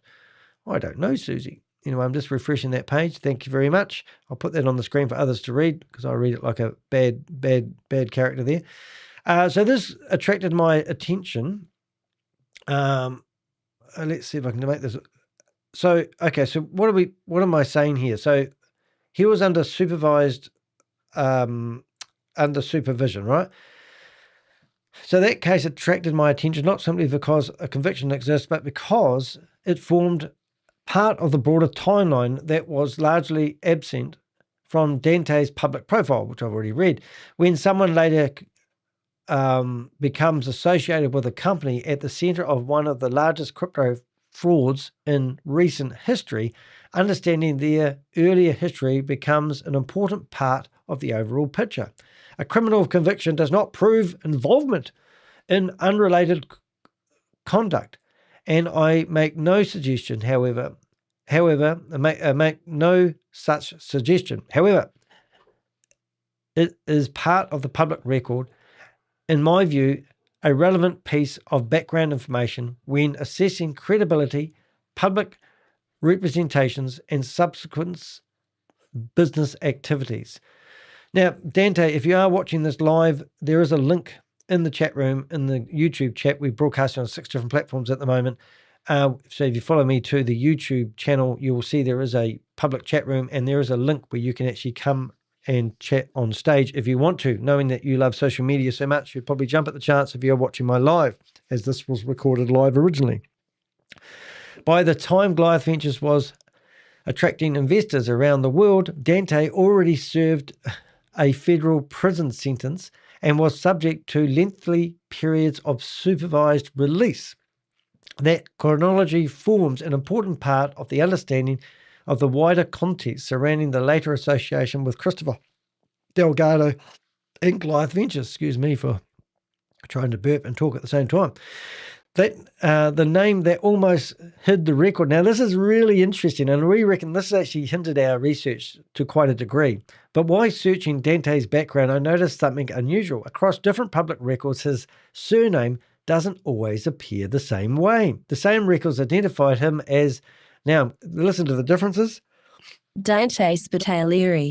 Spitalieri, and then other records refer to him as Dante Spitalieri. Right, so you got 2 different spellings of the same name that are pronounced different ways. Try finding him on public records. Make sure you search both. It took us a wee while to figure that one out, but then we uncovered a treasure of information. Anyway, one with an I or an L, a capital I. I don't know if it's a capital I or capital L. I don't know. I presume it's a capital I. Missing. At first glance, that might seem like a minor typo error. In practice, however, it can make a significant difference when searching court databases, prison records, and other public sources. That discrepancy, that's better, became apparent while tracing Dante's federal criminal case. Had I searched for only one spelling of a surname, it could be easily have missed important records that help build a more complete picture of his background. It also served as a reminder that effective due diligence often requires searching multiple variations of a person's name rather than relying on a single spelling. Now, if you do a search on Dehek, remember Dehek is spelled D-E-H-E-K. But if you're doing a proper search in the telephone book, D-E space capital H-E-K is a completely different section of the book. That's the thing that I can often hide behind if I wanted to hide. Small inconsistencies in public records can sometimes hide significant information in plain sight, making thorough investigation research all the more important. So this is another record, and this one's really interesting. Now, this Bella Resorts was actually in another state or jurisdiction. I'm not American, so I don't exactly know. Earlier litigation raises some more questions. Now, I'm just going to have a read of these 2 paragraphs here because it's just going to make my life easier. As I continued researching Dante's background, I discovered that Goliath Ventures wasn't the first time his name had appeared in public court records, connected to a business dispute. In a civil lawsuit filed in the Superior Court of New Jersey, Shelby Resorts LLC brought legal action against Bella Resorts LLC, naming both Dante Spitalieri and his mother, Carrie Spitalieri, as defendants.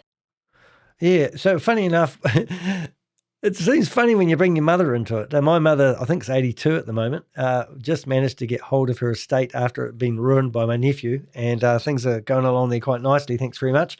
However, we've just been doing another investigation on a guy called Devon. And Devon put his mother in charge of going to a court appearance, and we watched it on video the other day. And I'm all of a sudden seeing that people are using their mums, because we've also got Hunter Smallback. and his mum. And then we also had, it was another person that was involved. We've got Tomo, and his mum's involved with this business. So maybe we need to do a whole set of articles on people's mums that are helping facilitate these young people and their business opportunities as they grow into what? I think it's funny. According to the complaint, Shelley Resort had entered into a business relationship with Bella Resorts to obtain access to, what's that place called? Wyndham Vacation. Wyndham Vacation. Ownership points that were used to book accommodation for customers. Now, remember when we watched that video of Dante at the start? He said that they used to have a vacation business that turned over $10 million, and then they lost it in COVID, probably the same reason I lost my business. People weren't traveling. Shelby alleged that after the relationship had been operating for some time, the defendants demanded $100,000 and threatened to block Shelby's access to Wyndham. Is it Wyndham? Am I saying that right? Wyndham accounts if the payment was not made. The lawsuit further alleged that Shelby's refuses to pay. Bella Resorts blocked access to those accounts and cancelled existing reservations, causing significant financial losses and forcing Shelby, I am saying that one right, aren't I? Shelby, to find replacement accommodation for affected customers. The claim was concluded breach of contract together with allegations that the defendants used their position to pressure, I've got that already, Shelby during the commercial dispute. Those were allegations contained in the civil court filing, and I make no findings as to whether they ultimately were proven.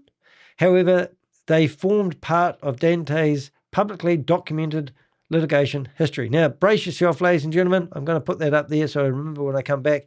But here is a list of all the court cases. I think it was 24 court cases where Dante's name, spelt with an I, actually are in here. And this goes back, this isn't like, here we go back, we're going back to 2006 and then 7. So in 2007, there seems to be 1, 2, 3, 4, 5, 6, 7, 8 lawsuits. 2009, he only had 3. 2013, he had 1, 2, 3, 4, 5, 6. Then 15, only 1. And then he had a 4-year break. And then he's got one in 2019, and then 2020 and 2021. And we know he was in jail for 10 months there. So maybe that made it a bit hard for people. And then we've got 2024, we've got 2. So I think that's a pretty good collection of civil court cases. Now, ironically, the Bella one, as I said, was in a different state. So we haven't got that court filing. It's not that we need it, but if you want to, start researching this guy and find out, all the money that he's claiming he's making and the lifestyle that he is oozing and all the Rolex watches that are on his arms. Is this guy squeaky clean? Can you trust what's coming out of his mouth?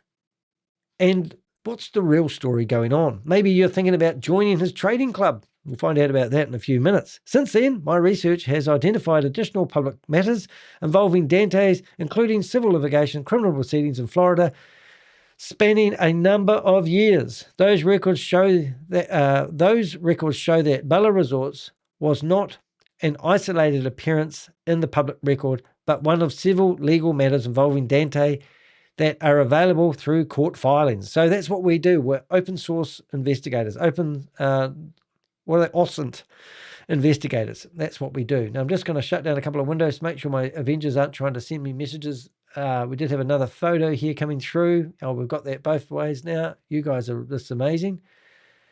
There's some other investigations going on at the moment, which are exciting. I don't want to get distracted, but we're doing pretty cool on this one at the moment. So standing alone, civil lawsuits proves very little, but anyone can file a civil lawsuit.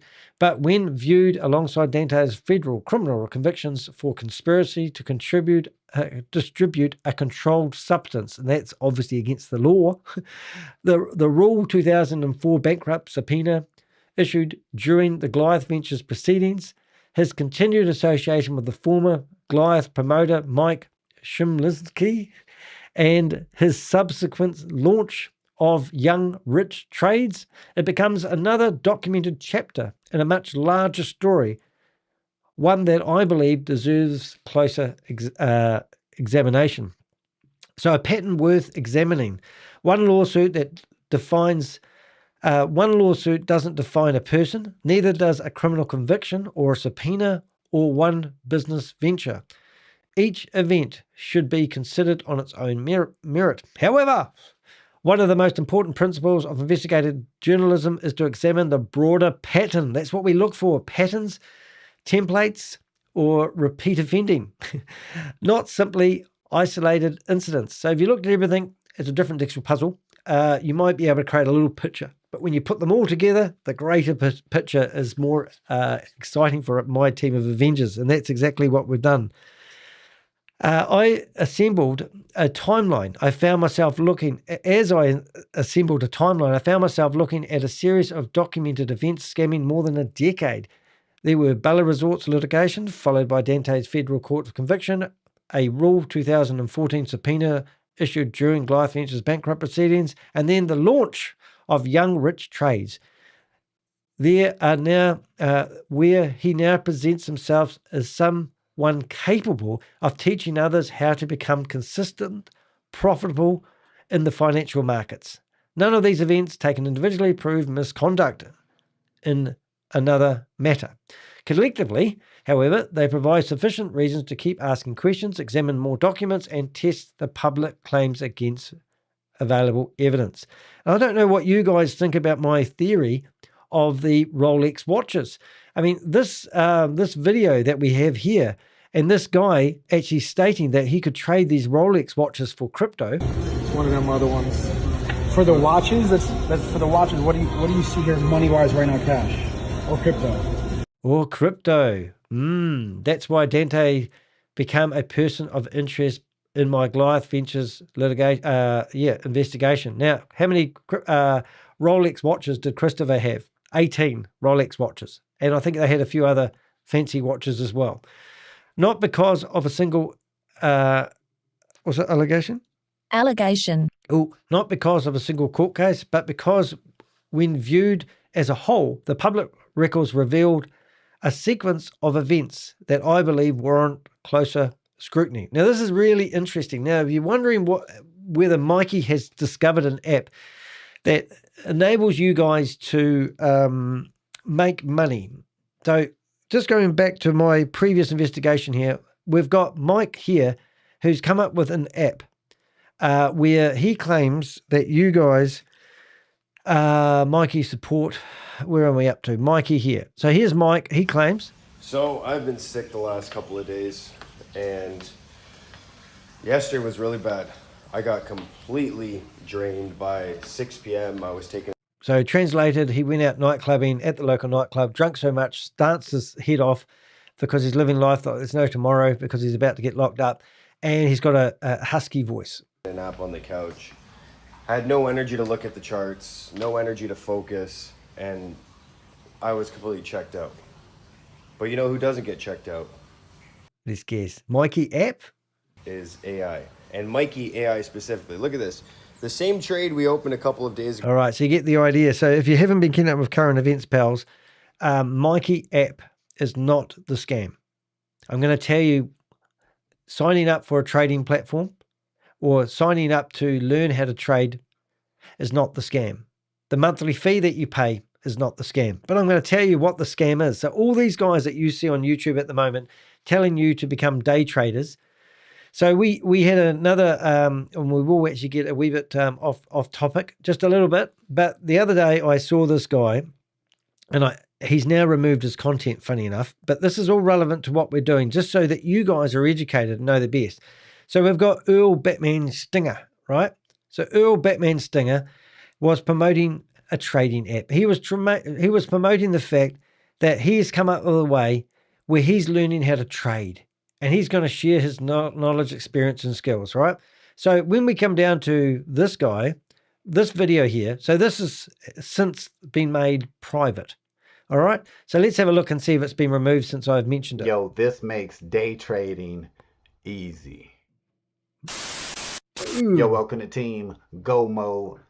It's your man Earl, Batman Stringer. So, a couple of months ago, I started my journey of becoming a successful day trader. Alrighty, so if you have a look at his trading app, you can see here that he's actually using a thing called tradingview.com. All right.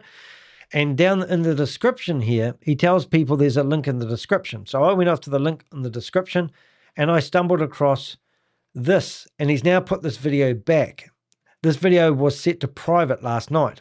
So I don't even know which one it is now. Yo, it's your man Earl, Batman Stringer. Now, if you are watching this video, I am assuming that you have some sort of interest in learning how to become a day trader. Right, so you come here. An incredible community designed for anybody looking to get started with day trading. All right, so without getting into it too much, so then we went through and we found this link here. So he's telling people he's found a free place where they can go and learn how to trade, and it doesn't cost anything and you don't have to risk anything. However, to sign up for this, you need to pay $44 a month or $88 a month if you want the big kahuna. So what we've done is we've now gone and reached out to the lady here and found out what her background is. We've actually gone to her company and done a thorough investigation, and her company was called V88.tech. So now we've gone to this lady and we said, and we've gone through all her Facebook and all her advertising, and she's now claimed that a lady by the name of Angela has actually been doing all her marketing and all the false claims and how much money you can make and all the rah, rah, rah. And what we find is these people are also using TradingView. And I'm going to show you what TradingView does in a few minutes. All right, so they're going to teach you how to use TradingView. They're also going to encourage you how much money you should put into TradingView, and there's a reason for it. But anyway, we went through this, and even since we've even sent this lady, she has updated her terms and conditions because she didn't have any. And now she's updated them at the bottom of her website. She thinks she's compliant. So last night we continued our interview with this lady and we asked her to explain has she removed all the claims or managed to back up all the claims that she's been making to market herself as a trading expert. Everyone on the internet is a trading expert. Even our friend Earl, who was promoting BG Wealth Sharing, which was a Ponzi scheme that defrauded, in my opinion, over $1 billion from people in America and all over the world. He was claiming he was just documenting his journey. And I think it's absolutely batshit crazy that this guy actually removes and puts back videos like yo-yos. Every time the scam falls over, you see the videos being removed. He's even done a video about me because he thinks I'm a scammer. And he's telling people he's just documenting his journey and he's exposing me. Now, I've got no beefs with Earl, Batman Stinger, but why are all these people doing this trading stuff? Have you figured it out yet, guys? Let me tell you, from Goliath to trading influencers.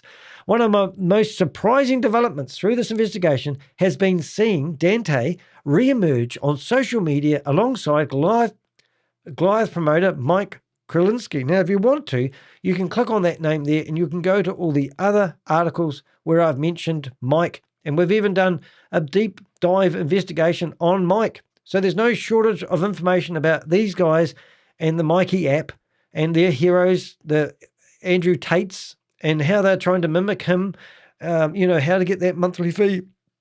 This shit is just everywhere. Readers may remember that Mike Shimlinsky, how am I doing with that name, by the way? Can somebody give me an update on my pronunciation? Shimlinsky. Mike Shimlinsky. Shimlinsky. I think I'm getting it closer. Okay, so readers may remember Mike Shimlinsky from earlier chapters of this investigation. Through documents and evidence supplied to this investigation, I understand that Mike was responsible for introducing more than $35 million into Goliath, of investors' funds into Goliath Ventures. So we saw the receipts of $35 million that Mike has brought in to Goliath Ventures. Remember I said earlier Mike had no money to his name when he turned up in Orlando and met Christopher. So all his money that he has now hasn't come from trading and doing expert shit. It's all coming from stealing commissions from Goliath Ventures. Those materials have already been provided to relevant authorities. So I literally sent them off to Homeland Security, and they freaked out when they saw the intel that we gave them because they were scared that it might have been obtained illegally.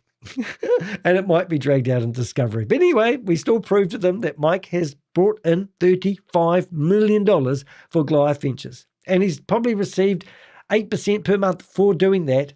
And if he's dumb enough to leave his money on the platform like Nick Petrillo was claiming, Nick Petrillo was trying to do a civil lawsuit against Goliath Ventures, claiming $40 million worth of unpaid rewards. So we don't know exactly how much money Mike received from Goliath Ventures, but we do know that at the moment he's trying to start up another business like everyone else that's been associated. Steve Davis is trying to start up choice-press.com, a book publishing company. Tomo's trying to put more money into aspired rejuvenational centers, all come from Goliath's money. And then who else have we got? We've got Mike trying to start up, and then we've got Dante trying to start up his own version of trading something. All these guys are dead in the water with no pedals, trying to figure out what they can do now after they've received all their Goliath Ventures money to keep it all going, to maintain the lifestyle of the Rolex watches. Well, no doubt they will be in the Rolex shop trying to sell their Rolexes for crypto to hide where they got the money from. Maybe that's how they're money laundering the money. Let's follow the Rolex watches. Are you wearing a Rolex watch? Where did you get it? How did you pay for it? This might be the things that Rolex dealers now have to do. When somebody walks in with a pile of cash to buy a watch, they need to figure out where that money came from. And I don't even know if that's a real thing at the moment, but it should be. So as I said, he brought in $35 million. So Mike has not been charged with any offence yet because he hasn't come back and had his passport stamp. Must be any week now, Mike, when you come back to America or Canada. Maybe that's why you've gone to Bali on the way back to America, hoping to sneak into somewhere to get your passport stamped so you can run your ass back to UAE.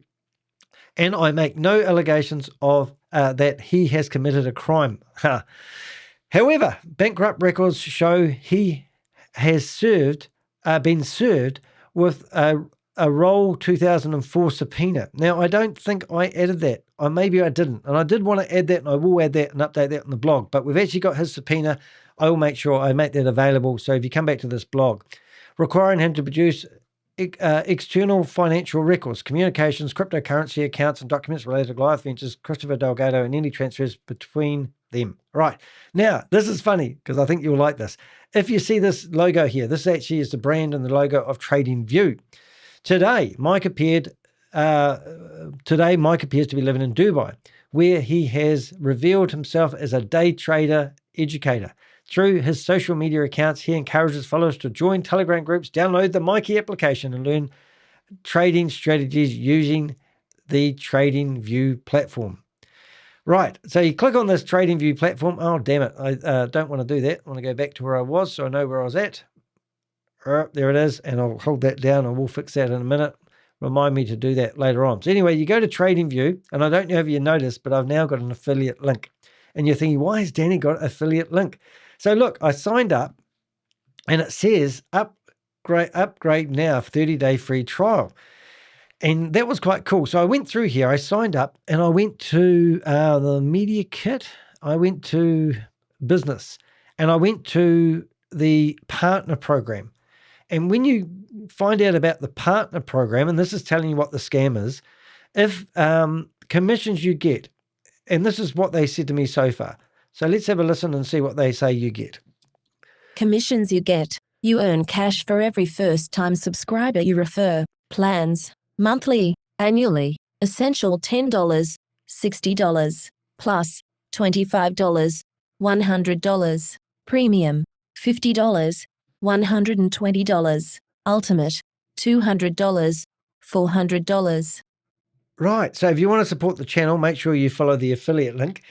And when you sign up and you pay, I get a commission, and that's the scam. Also you get referred user benefit. The person you refer will receive a $15 discount coupon toward their new TradingView plan. Partner tools. Gain access to dedicated support, detailed reports, real-time tracking, and high-quality creatives. Right, Susie's yelling at me in the chat room, telling me it's not what he's promoting. So she's telling me it's the true TradingView And is that the so this opportunity, is this doing the same thing? And if you sign up for this trading platform, and when you listen to Mike, he's telling people to start off with $500, and we believe that this is actually paying 30%. So if TradingView, I'm not saying TradingView is a scam, obviously, but what I am saying, if you go to TradingView and you sign up as a business, in the partner program, you can actually get rewards for people signing up under you. So any YouTuber that's using TradingView, however, what's happening with this TradingView? So Mike's promoting this. So if I went to sign up, what do I need to do to sign up here? I need a referral code. So I'm just going to see if I can sign up. I'll just use my real email address and I'll give myself a password, generate a strong password, 351 1652. Let's go Danny and let's see what happens. Save. And does that work? Let's see if I've got one there. Enter that. I think I did. Oh, yeah, that one there. We'll just get the password and save. Update. Alrighty. Okay, let's see if it works and create. Right. Now I'm going to have to go to my email. So I don't get things right all the time. So much information that we get on my desk all the time. I'm just now going to this here. I've got all these emails coming. Oh, goody. Looks like we've got some other good correspondence come in. All right, so I'm just going to go here and see what happens now. Right, so now I'm signed up.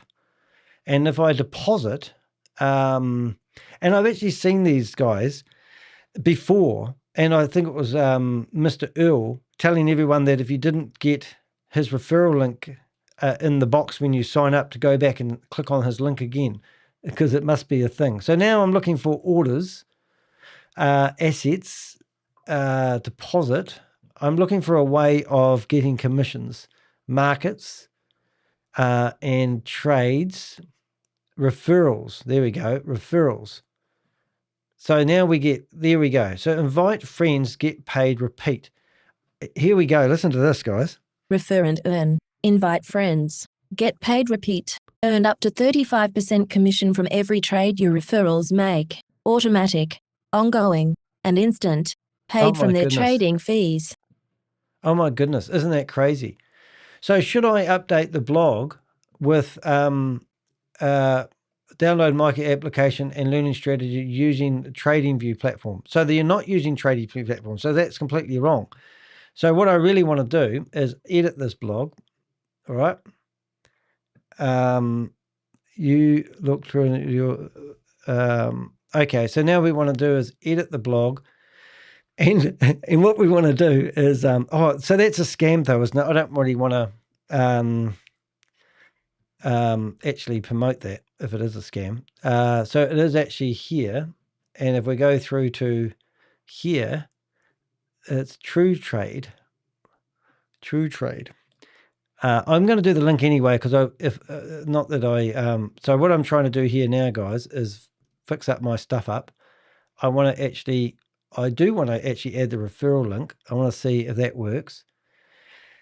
And we're going to put that True Trade. And does that actually give me the whole kit caboodle? No, https://. Now, what I'm getting at here, guys, is I don't believe update, and it's the true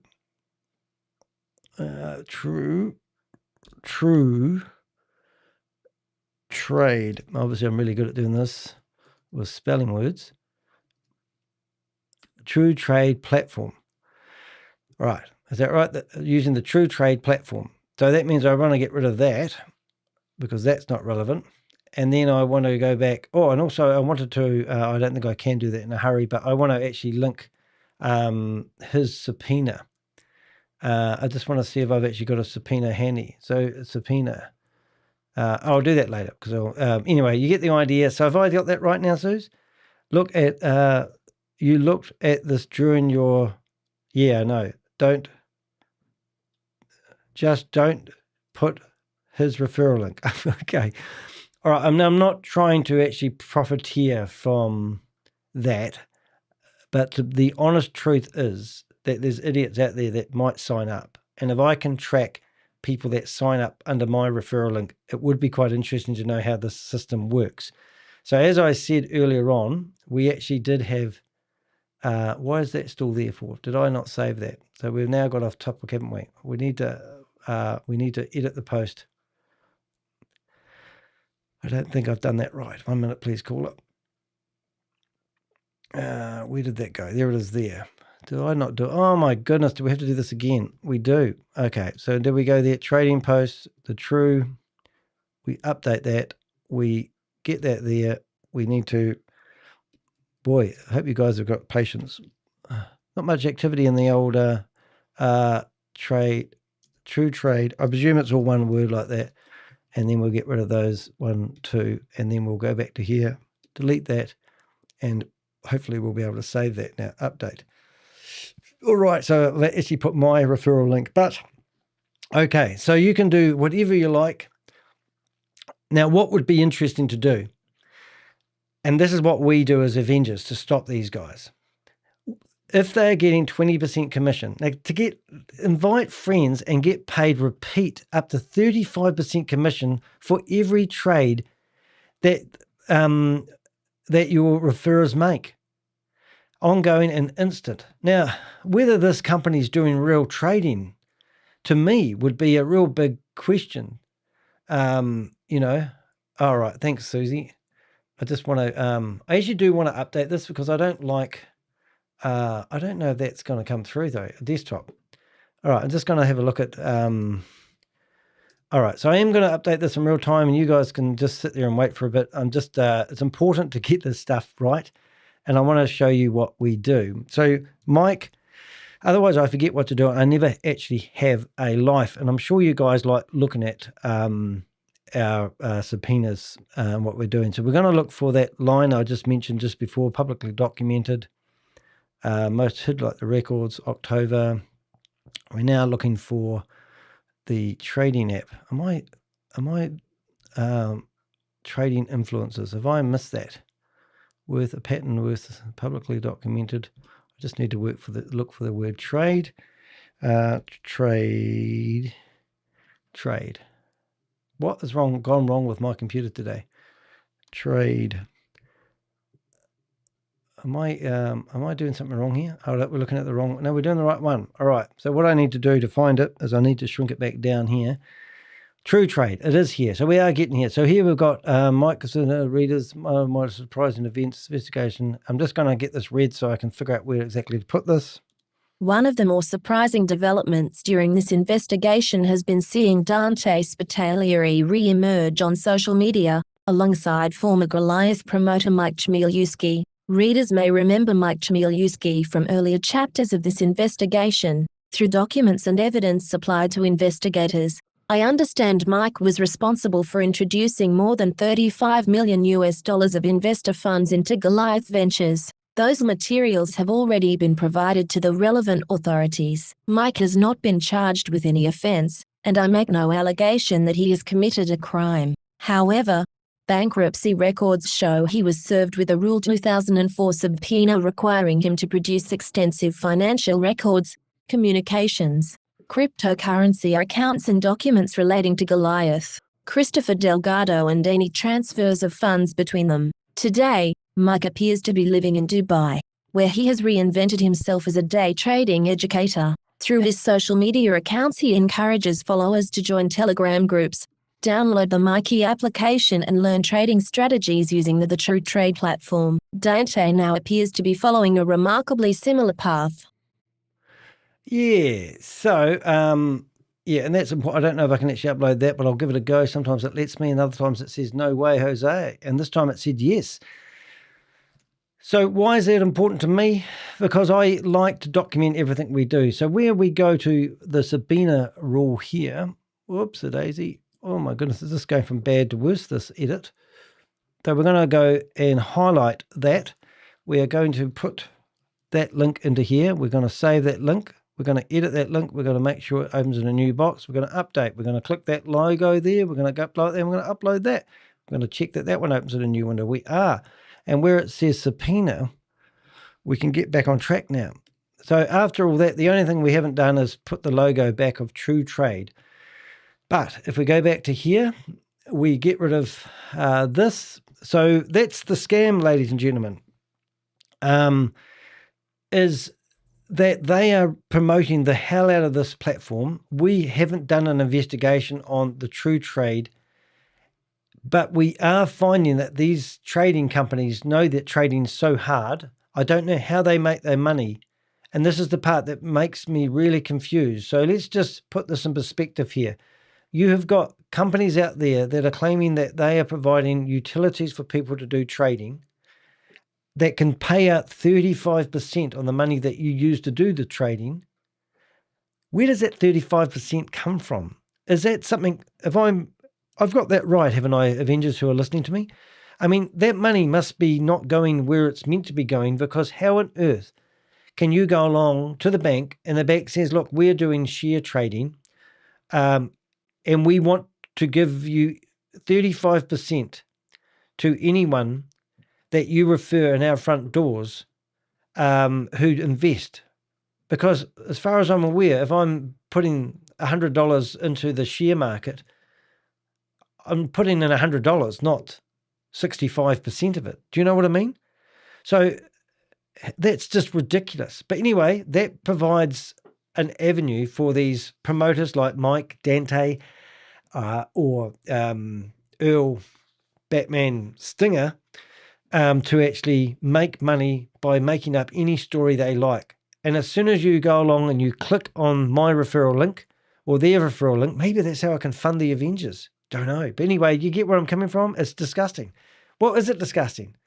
But what happens to the fact, let's just pretend that they're not running a scam.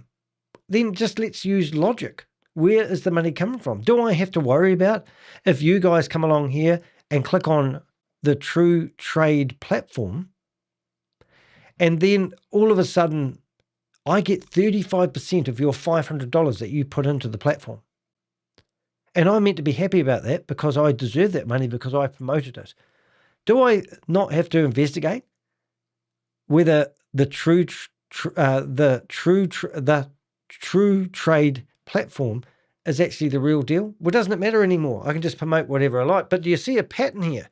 Because you've got Mike Shimlitsky promoting Goliath Ventures, pretending he doesn't know it's a scam, then reading the same headlines that I'm reading, telling you that Christopher Delgado has pleaded guilty to running a $328 million Ponzi scheme, knowing that he's managed to get $35 million worth of investors' funds into Goliath Ventures, then going off to Dubai and claiming he didn't know nothing, perhaps. I don't know if he's claiming it or he's just doing this for a living. And now we see him out there doing a Mikey app that is just dumb ass shit lies, and knowing that now he's telling you to sign up for the True Trade platform, getting 35% of the money that you deposit into the platform. So what we're going to do is we're going to go through the True Trade platform and find out whether that is a scam, because it doesn't make sense. It's too good to be true. How can they give away 35%? And if they have terms and conditions, we'll go through them and we'll find out whether Mike is allowed to promote them by alleging that he's got an AI trading app that's giving these signals. And you get so wound up in his fake persona of his vehicles that don't even exist. Am I saying things clearly here, guys? These guys are lying to you. They are giving you wealth projections that aren't true. I have a Rolls Royce. I have a what they call that vehicle, Jeep, flash motorbikes. All these things they're claiming that they own when they don't own them. And we've seen that with Christopher Delgado when he got bankrupt.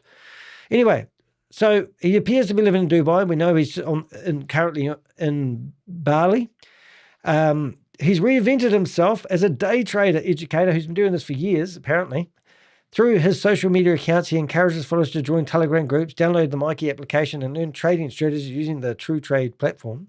Dante now appears to be following the same marketing path. On social media, Dante publicly comments on Mike's content. They're brothers from another lover, referring to himself as an investor while interacting with Mike's trading promotions. The two continue to appear connected online despite everything that's unfolded surrounding Goliath. That alone would not necessarily be remarkable, but what makes the situation noteworthy is the marketing style.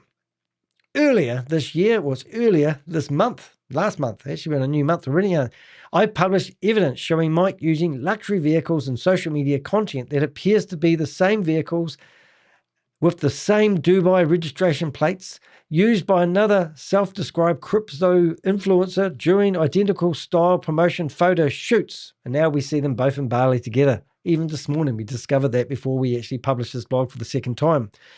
Promotional photo shoots. The evidence included the same BMW motorcycle, the same, now I can't even read that. What's that word? Brabus. Brabus. I didn't even know that was the brand. G-Wagon. Everyone wants a G-Wagon. Matching license plate numbers, identical locations, even photographs taken during their trips together. So here is Mike, and this is not Mike twice. This is a guy that looks like Mike, can't speak English. And here's the same G-Wagon, same Rolls Royce, and those vans. I was amazed. Christopher had one of those vans. Do you know how much those vans cost? They're $250,000 each. And that's your party wagon for going to town on the night, apparently. But you can't see it because of my head. But that van there is actually $240,000, which is absolutely batshit crazy. And I cannot help myself. I'm sorry, guys. I have to go look at my file. Currently, I'm getting a denial server attack. I took off my Google Project Shield protection for about an hour yesterday, and it started to get overwhelmed again. So those vans, if you go look down here, we do our research. So we went through and we found all Chris's cars, and I think it was, is it the Mercedes-Benz? Did I actually list how much that was worth? But I was amazed. That thing's worth a friggin' ton, and it's just a friggin' van. Now, what does that upset me? Well, I used to be a painter and a decorator, and we used to have vans, but not vans like that. But if you go down here and look at the court filings, I think they actually list what that vehicle was actually worth.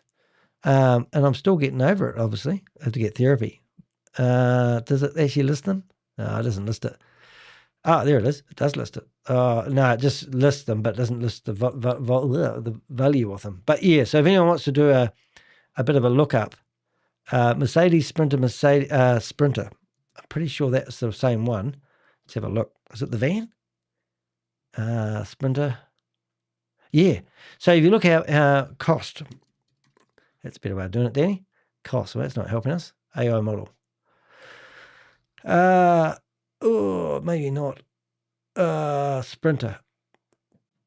Passenger specialized. $139. Where did I get that from then? Anyway, maybe a flash one. I don't know. Anyway, that's New Zealand dollars. So they're not that expensive after all. I don't know what I'm talking about. Obviously, I don't have flash vehicles. Anyway, he's got one of those vans, a Rolls Royce Ghost, and a G-Wagon. And just so happens he's got the same color. Maybe they shopped together and they just got duplicates. Maybe they love each other and they decided to buy identical vehicles.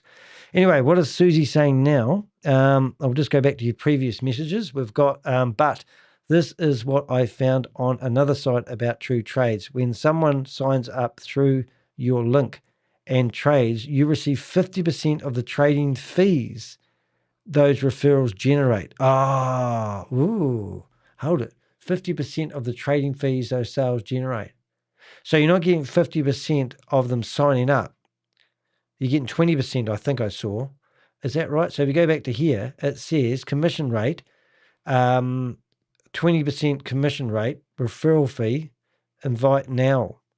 Level 1, your rate. Level 2. So level 1, 5 referrals, 100K volume, 25%. Level 2, 15 referrals, 1 million volume, 30%. And level 3, maxed here, 30 referrals, 5 million volume. Okay. Qualify. That's interesting. All right. So that's good to read. Anyway, I think you understand that there's money to be made by referring these platforms, regardless whether it's 1 cent or $100 billion, or as we like to say, non-millionaires. All right. The obvious question isn't whether the vehicles belong to either influencer or whether they were simply being used as props to project wealth? I cannot answer that question defensively. Is that right? Definitively. Definitively. I'm getting better at reading. You must admit I'm getting better at reading, guys. But the similarities were difficult to ignore. The imagery becomes even more significant when viewed alongside what happened inside Goliath. Christopher Delgado promoted an extraordinary luxury lifestyle built around supercars and exotic vehicles and women. Yet the bankrupt record tells a very different story. The Lamborghini Revuelto and Rolls-Royce Ghost sold for a combined $885,000. But after securing lenders, after secured lenders exercised their legal rights, about $37,646 remained for the bankrupt estate before storage. Wow. Transport and other government's costs were deducted. So after everything happened, they got $37,000 from vehicles that were valued at, well, not valued. Now we see the Lamborghini Revuelto. I think we've got, if somebody could ping a picture up on the screen, it would be really cool. But I see that they're now selling that for just short of $900,000 American. I'll see if I can figure it out. Oh, here it is. Got it here, don't worry. Let's see if I can bring that up. So that one car, now this is how it sounds really bad. I don't even know how to make it sound good. But the same people that were, here we go, the same people that who did the $300,000 conversion kit bought the vehicle for $325,000 US. Sorry, they bought the vehicle for $625,000. The same company, which I can't remember the name off the top of my head, did a upgrade, what do they call, transformer kit on it that cost $300,000, which we would love to know, Joe, how he paid for that. Even though you did email us earlier on, you said people pay in different forms. We would love to know exactly how Christopher paid for the $300,000 worth of upgrade. So the same company that did the $300,000 upgrade has now bought the vehicle for $625,000 US. The vehicle to buy new before the upgrade pack is $600,000. The car had 2,500 kilometers on it. And that was Chris's baby there. He's sitting in the garage when he was being interviewed by Darlene Jones. How much do you think that 2005 Lamborghini Revuelto wide body is worth selling for? So they're asking $899,000. So factory warranty, and the mileage is now just short of 3,000 miles. All-terrain AWD. It's an automatic, thank goodness, and it's got an engine. It's a 6.5 L plug-in hybrid V12 1,000 horsepower car. Christopher needed to have one of those sitting in the garage and blew $900,000 of the investors' money on it. Why do you think people like me and the Avengers are wild at the amount of money that he put out there? So if you go back to our latest story, you can see that out of the Rolls-Royce Ghost and that car, we got $37,000 back. These guys don't own these cars. They're all just fake. If you're going to sit here on a blimmin' Instagram reel and you're going to claim that you're driving around in a friggin' wagon or whatever it's worth, then show us how you paid for it. Show us the money trail. Otherwise, we just know you're in a whole hell of a lot of debt. And if you keep your scam going long enough, you'll be able to make the payments. So we had $37,000 remain for the bankruptcy estate before storage, transport, and other government's costs were and then the 3 additional luxury vehicles produced no recoverable assets at all because the outstanding finance exceeded their value. So the finance company lost. Finance companies, you need to wake up and smell the roses. Who are you leasing these cars out to? Do you think they've got money? You need to do more stringent investigations before you sign up somebody who wants to lease one of those supercars. In other words, the luxury lifestyle that attracted investors generated remarkably little value since the financial reality was examined. Yeah. Now I find 2 people connected with the same ecosystem promoting themselves as successful traders while encouraging followers to join trading communities. There is another financial incentive worth mentioning. TradingView. Now I've got to update that, but I'll do it later. Otherwise now I just can't stand it when I haven't got it right. I'm going to do it now, guys. I'm sorry. I know that's painful, but sometimes you just can't let things go down that track, trading view. So let's go trading view and let's go up to here. I don't want to have misconceptions. Oh, so now I actually have to rewrite some of this when I think about it, because I've actually mentioned what I found, and I put it into Grok, and I asked, well, it might mean the same. Let's see if it does mean the same, but it might have to rewrite that. I'm actually going to make that bold and make that bold. And I should go back to Grok and ask the same question, but I might have to update this later on. So don't quote me, and don't say Danny spent all night dreaming about doing this video about Dante and then realized it was all wrong. Got up in the morning and ran around like a headless chook finding dirt on him so I could do this blog. But the honest truth is I'm trying to get the information right as I can, and I'm not beneath editing my blog if needed, as you can obviously see. So now we find two people connected with the same ecosystem as promoting themselves as successful traders while encouraging followers to join their trading communities. There is another financial incentive worth mentioning. The True Trade operates an official affiliate program, which we know is true, that pays commissions when referrers use to purchase paid subscription. The company publicly advertises fixed commission payments for successful referral across its subscription tiers. Now, I can actually grab those and update those, and I will do that later. That does not mean that the True Trade pays commissions on trading deposits or trading profits. However, it does mean influencers can earn money by directing followers to subscribe to the platform while simultaneously promoting their own Telegram groups, trading education on AA platforms. So it's kind of like saying to people, we're going to come up with an amazing car that flies to the moon, flies to Mars, it can hovertate, and it runs on chewing gum. But the scam isn't the vehicle. The scam is the fuel that the vehicle runs on. And when you go and purchase the fuel for the trading, the fuel is the trading platform that's paying the commissions. So that's where you've got to sort of figure out where it's going. The Sprinter does not make a good tradie van. Oh, come on. I'm pretty sure it's got lots of good stuff going for it. He's Persian and speaks Arabic. That's right. True Trading. So hopefully I'm getting my information right as we go. I might have to update that section of the blog. I'd like to investigate what we truly are doing. We're going to actually investigate the trading view, and I keep getting the names mixed up because they're all very similar. But I'd love to know actually what this this opportunity is all about. I don't believe it's legitimate. It doesn't make sense. How can they give away such high percentage when people are doing trading? Are they doing real trading? We might find that out in a few months' time. Everyone will be surprised. The Avengers won't. Alrighty, so viewed individually, none of these two facts are proving wrongdoing. Together they, however, illustrate a recurring pattern that readers should consider carefully. Luxury lifestyle marketing, claims of trading expertise, affiliate incentives, and aggressive online recruitment.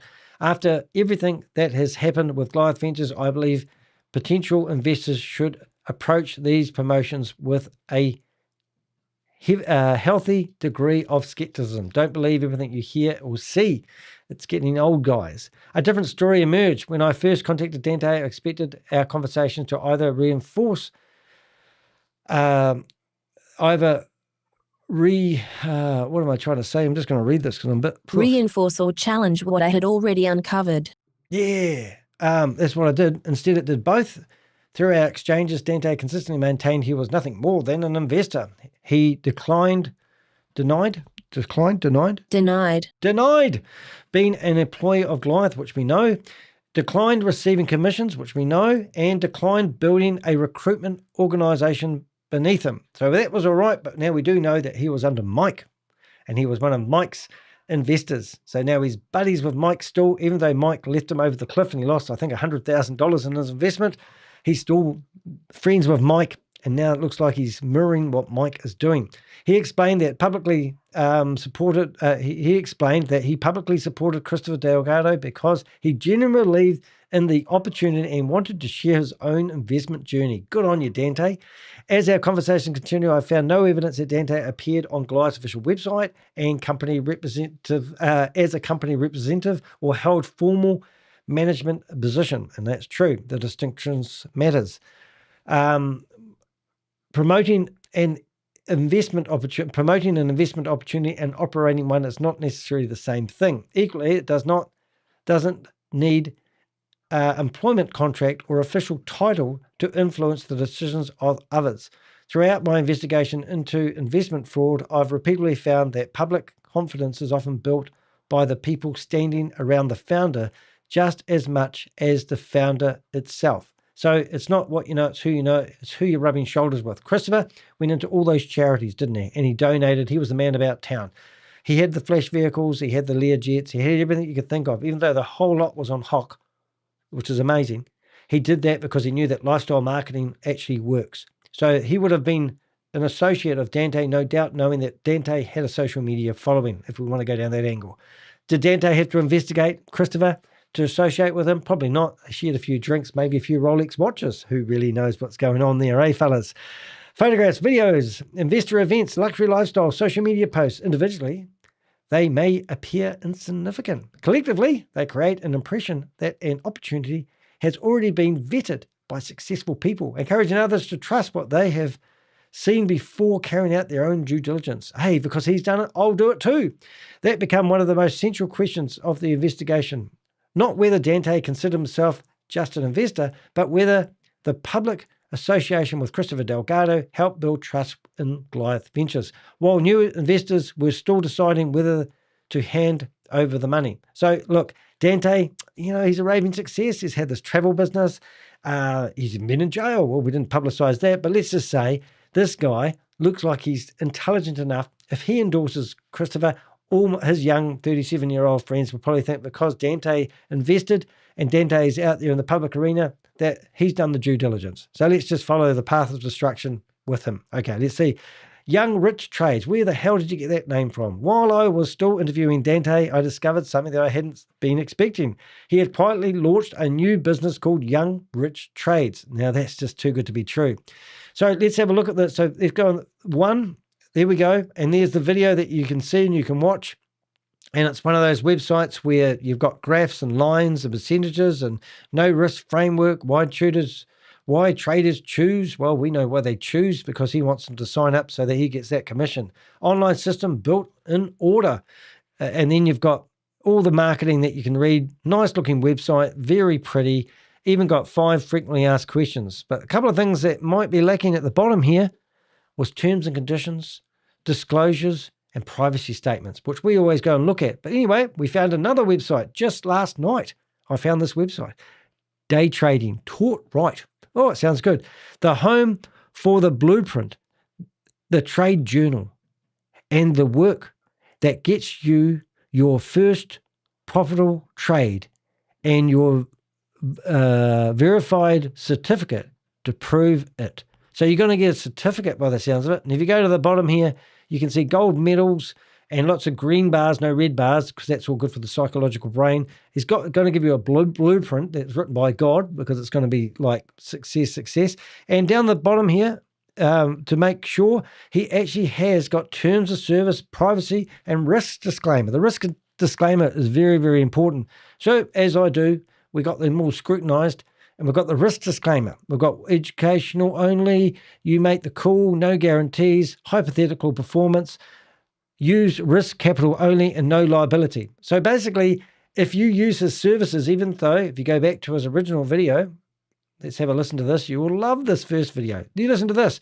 I don't want to be like, I'm young rich, and I've got a proven strategy that turns $500 into $10,000 in less than 10 minutes. Now wow, that sounds really good until you read educational only. You make the call, no guarantees, hypothetical performance, use risk capital only, and no liability. Then you go to the privacy statements, what we collect, how we use it, service providers, your rights, security, changes, and contact if you have a problem with it. Then you got terms of service, acceptance, emotional, educational purpose, risk disclosure repeated, account, license, termination, liquidity and liability, limitation and liability changes. So all these things are just what you'd expect to see for somebody providing a security.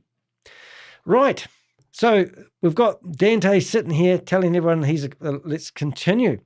So let's say the business operates through 2 websites. We've mentioned those, which together form complete sales funnel. One website invites prospective customers to apply for access, while the other functions as a member-only portal containing trading lessons, live sessions, trading journals, certificates, and community features. There's nothing inherently wrong with teaching people how to trade. However, after spending years investigating cryptocurrency investment schemes, I've learnt that the marketing surrounding financial education often deserves just as much scrutiny as the product itself. Before reaching any conclusion, I examined both the websites, reviewed the promotional material, and compared the public sale messaging with the legal documents, including terms of service, privacy, and risk disclaimer. What I immediately stood out wasn't the course itself, it was the contrast between the marketing and the fine print. I can make $10,000 in 10 minutes. Didn't say that in the disclaimers. Well, it did actually. It said it was all hypothetical. That was enough for me to justify. Taking a much closer look. So we're looking at the sales pitch here, ladies and gentlemen. If you really want to get into this, let's look at the sales pitch. The first thing I examine in any financial opportunity is what people are told before they hand over their money. That is where the expectations are created. Dante's emotional video viewers are introduced to what he describes as a proven strategy capable of turning $500 measly, which happens to be a good 35% of that would be anyway, into $10,000 in less than 10 minutes. I'm excited. He goes on to suggest that students can become profitable within weeks by following his blueprint. I can't believe this. Now, his blueprint, does that mean going to the jeweler shop and selling your Rolex watches? Break it down. Break it down. Definitely more than 50. Yeah. No, I'm talking about cash out. If I was to cash her out. I mean, I need to hear your number. I don't really like giving numbers. Okay. So you give me a number, It's and then smart. from I like there, that. Yeah, so there you go. That's how you do it. You buy Rolexes, you get given Rolexes, and maybe you trade them for crypto, and that's how you survive in the real world. How do we know? Now, do we follow the money or do we follow the crypto watches? Oh, I mean, the Rolex watches. So those bold are claim that he's making on his own new website. They also create a very specific expectations before a prospective customer has read a single legal disclaimer. Do you watch the promotional video at the front or do you rush to the bottom? Now just think about this for a second, ladies and gentlemen. We are on his website here. What's the first thing you see? Learn to trade with systems, not with hope, because a lot of these people that are selling, what are they selling? Trust, aren't they? And look, there's a bit of print here you can't read very well, but let's say I A read it. complete day trading education. The exact framework, risk management and psychology our traders use every session. No signals to copy, a skill you own. Right, so let me see this here. He says a framework, a risk management that our traders. So now we're insinuating that there's more than one trader. Who's your traders, Dante? Who are the traders that you're saying here that our traders use every session? So you're going to put them in a community of Mikey. You put them in Mikey's app. I don't know. What traders are you talking about? I didn't know. I thought you were the man behind the scene, but now we're talking about our traders. Might want to rephrase your wording there. So here's our video sitting there looking like a professional in a studio. Whose studio is it? How did he pay for that studio? Has he paid for that studio? Whose cars are in that back room? Let's find out. So we go through here and we're looking at here and there's no terms and conditions on this part of the page. So now we're excited and we're going to go click on that. Oh, they want to know my name. Let's go. Danny, the heck. Let's see. Email, Danny. Am I going to get your spam now? Phone number, WhatsApp. I think I can do that. Put my own phone number. Let's think. How do I do that? +64. I'm actually going to hide my number. Let's go. I'll put my real number for him, but I don't necessarily want it broadcast on the internet today. Let's think if I got that right. Yes, we have. Alrighty, now we'll go back. And he wants to know I'm a complete beginner. How long I'm going to spend 10 hours plus, I'm all in. How much are you going to invest? Can you believe this? I'm going to do 3,000 plus. Build towards replacing my income. I want to do that too. Sending 1 second caller. Book your call. So now we're into a nice thing here. We're going to book a call and we're going to somehow book that. How do we book that now? 4 p.m. Okay, let's go. 4 p.m. Select. Okay, we've done this already. Okay, Danny, last name, the heck, and phone number. I'm just going to get rid of that again. 1 second. I'll fill out the rest of this form. I will do email first. How do we save me? Save me from financial ruin. Okay, and I'm going to confirm, even though he's asked for that there, and now we'll just get rid of that screen for a second, and we will put phone number 16. There we go, and scheduling. I think we're in. All right, so what have we got? Meeting has been scheduled. Thank you for an appointment request. You can call the office if you have any questions. Office? Didn't know he had an office. Maybe that's the office that we just looked at before. That's brilliant. All right, so we'll put that in my iCalendar appointment, and it's there, and we'll see what happens, eh? Calendar. What calendar am I going to put into? Danny the Heck. There we go. And hopefully it'll pop up, and we can go into a meeting straight away, and I'll be rich beyond my wildest dream. I can't wait. It's going to be exciting. As I continue reviewing the Young Rich Trades website, I noticed something interesting. The current messaging is considerably more controversial than the earlier promotional material, because I actually loaded in the first website when I started this investigation. Then last night I found the second website and I loaded all that stuff in. The emphasis was shifted towards discipline, risk management, psychology, journaling, and structured learning, while repeating warnings that trading carries substantial risk. Profits are never guaranteed, and users can lose all their investment capital. But don't worry, if you put it into the True Trade platform, he'll get 35%. Wonder if he'll refund that, as he claims, 100% refund. Refund on the course? No worries, because I wasn't there for the money for the course, was I? So let's just say you go and hire Dante, you pay for his course, and then you say this course is shit. I want my money back. He goes, there's your money back. But in the meantime, over here, you signed up for a trading platform, and he got 35% of the money that you signed up for. He's not going to refund that. But of course, you don't know about that, do you? That's a secret. On the surface, this is much more balanced messaged. The obvious question, however, is which message best reflects what prospective customers are actually being sold today?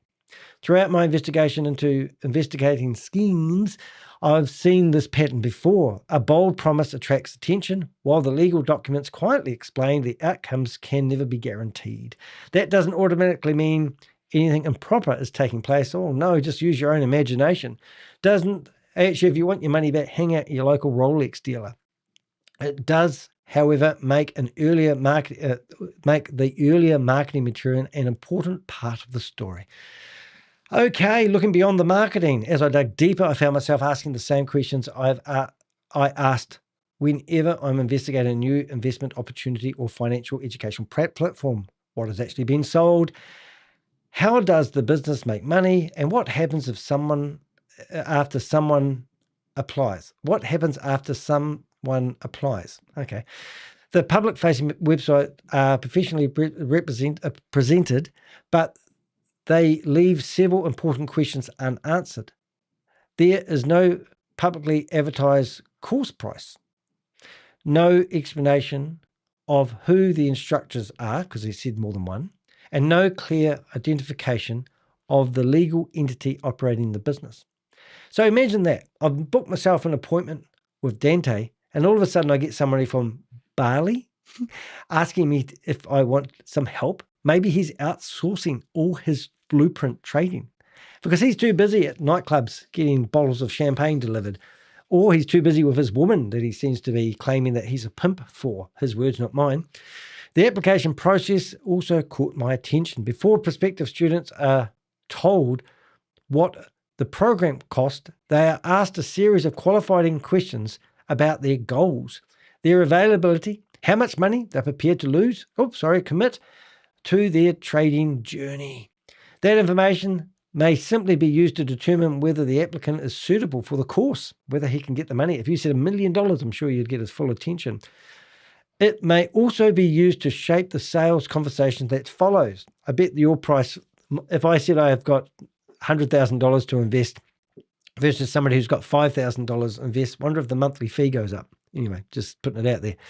I don't know which is the case here. I'm just hypothetically sort of speculation all over the place here. What I do know is that prospective customers may ask to disclose information.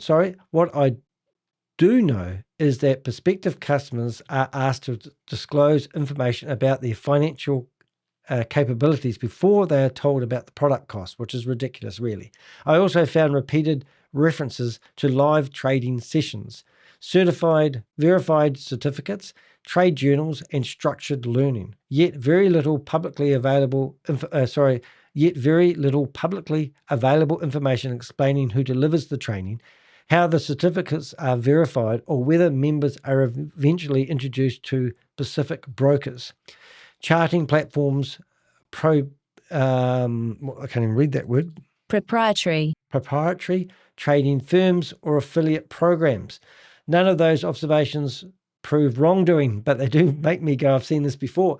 They simply highlight areas where greater transparency would help prospective customers make more informed decisions before committing time or money. So this story isn't over, ladies and gentlemen. We're asking for you. Have you signed up as for trading educationals? Are you a happy customer? Have you got a story to tell? Have you got any evidence that there might be something going on with Dante and Goliath Ventures? All these questions are in my head. No doubt they're in your head as well. The story isn't over. Christopher Delgado admitted his role in the prosecutors described as one of the largest cryptocurrency frauds ever prosecuted. Is that right? Prosecuted? Yeah, just reading the words here, guys. Prosecuted in Central Florida. Thousands of investors have been left fighting through bankruptcy proceedings while the court continues tracing access and untangling years of financial records. Look, I'm pretty sure I don't need to rave on about Dante and his association with Goliath Ventures. I'm pretty sure he's been subpoenaed. If there is any smoking guns there, I just hope that those guys that work in those federal offices go the extra mile and look at his assets and show receipts and ask where he got money to buy and sell these Rolex watches that he was doing in that video. I think that's where I'd be starting, looking at the assets. Rather than tracing the money, let's trace the Rolex watches. As I followed the evidence, I repeatedly encountered the same names, same faces, and in many cases, the same marketing techniques. I think I've proven that in this blog. Some individuals have been subpoenaed. Others have appeared in civil litigation, bankrupt proceedings, or previous criminal cases. Several continue promoting themselves as successful entrepreneurs, bullshit, traders, or official mentors, despite their close association with the collapsed investment scheme that caused hundreds of millions of dollars of losses. That does not mean everyone connected to Goliath Ventures committed a crime. I'm sure there's a lot of investors who wish they never invested, and they are associated, even if it's only as an investor. They may even be at the $9 million Christmas party that Christopher thought he had put on for his last hurrah, and you might have gone to that, and you might have been embarrassed because you were promised that he was going to resume payments on the 13th and 15th of December 2025. That never happened, but he was running the event, I think on the 12th of December from memory, and they sent out this ridiculous email by Eric Clayman, a defense attorney that put together all the contracts for Goliath, even though he was an investor. You see where this is all going, guys? You need to investigate these things. You need to come to us. If you're looking to invest, the next investigation I'm going to do is going to be on the Onyx Reserve. I'm going to put together an investigation out of nothing. We've got so much stuff on the Onyx Reserve. Even CoffeeZilla has done a video about Eric McNeil and put it on his Patreon account. If you haven't subscribed to CoffeeZilla's Patreon account, go watch that video. We've got more evidence than we can shake a stick at. And they're now morphing into luxury real estate. And I have to put our blog out there. The reason we put these blogs out here, look, when I went to sleep last night, as I said, that I didn't feel good about this blog. And my Avengers made me accountable for what I was about to publish, even though I had published it. And I've now rewritten that blog from the ground up using the receipts, the evidence. We rely on you to find what the real story is. We're not like mainstream TV who's too scared to publish the truth until they get a court document. We're at the top of the cliff where people are getting pushed over financially. We don't want to be at the bottom putting band-aids on people. We need your help. You know stuff. On deheck.com, my website, there's a contact page. You can submit information anonymously. Any documents that you may have, any photos, incriminating photos of people, preferably with their clothes on. Well, all depends. What I'm saying is we'll use that evidence. We'll do our own investigation. We'll go to those people. We'll ask those questions. We will get the evidence. We'll put it online and we'll put it out there to you guys. Remember to support us in the work that we're doing. I worked tirelessly doing this thing. As I said, I went to bed last night with headphones in and listening to my blog going, I hate this blog, I hate this blog, I hate this blog, I hate this blog. Woke up this morning, boom, we've rewritten the whole blog. Now I love this blog, I love this blog, I love this blog. Anyway, we've got evidence from public records, court filings, corporate registrations, social media activity. That's where we get our evidence from. Financial evidence, all pointing in the same direction. They deserve careful examination. You know, this is what we do. We get all this evidence, we put it together, and we look at it and go, oh, I see the picture. Throughout this investigation, I relied on public records, court documents, bankrupt filings, corporate registration. Didn't we just say this? Registrations and first-hand evidence supplied by victims and other sources. That's it. Where allegations remain unresolved, I have identified them as such. Where the facts are supported by official documentation, I have presented the evidence for readers to examine themselves. The question posed by this investigation remains the same as the title of this article. Was Dante simply an investor, or did he play a broader role in helping build confidence and trust in Goliath Ventures? It's not rocket science, ladies and gentlemen. Only the ongoing investigations and further court proceedings may provide the definite answer, if they get to the bottom like we often do before it gets published. For now, the public record continues to grow, and so does the evidence available for anyone willing to examine it carefully. Look at the Rolex watches. Shh, see the Rolex watches? Hear it ticking? Okay. My investigation will continue following that evidence wherever it may lead. And if I have got this information wrong, please let me know where. Obviously, I'm editing it in real time. Where does that leave Dante?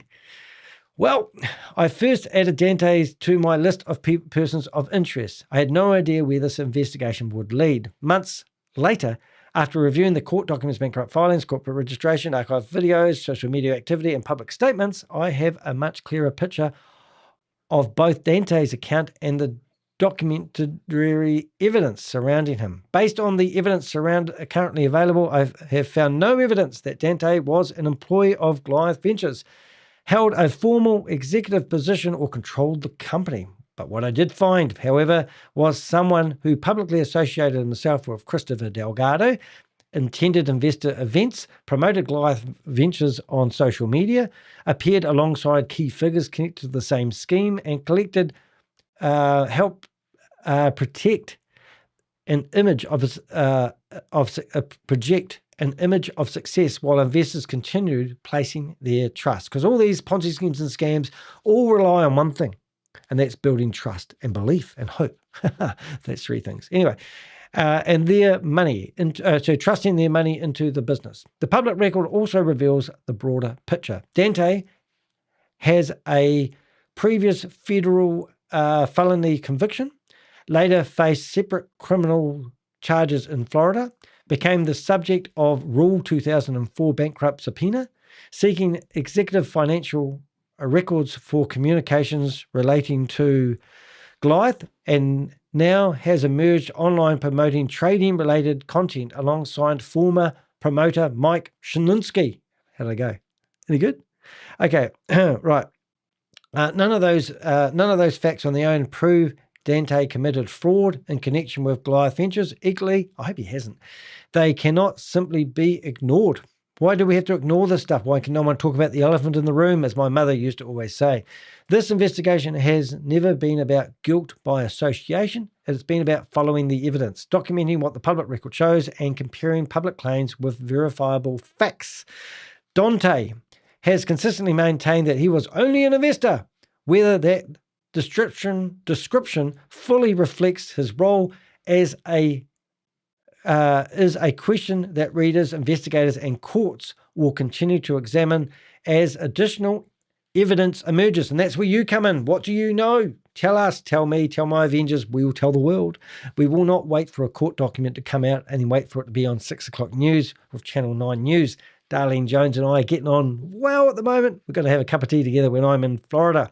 Don't forget to support me. If you want to see me in Florida, then you need to donate.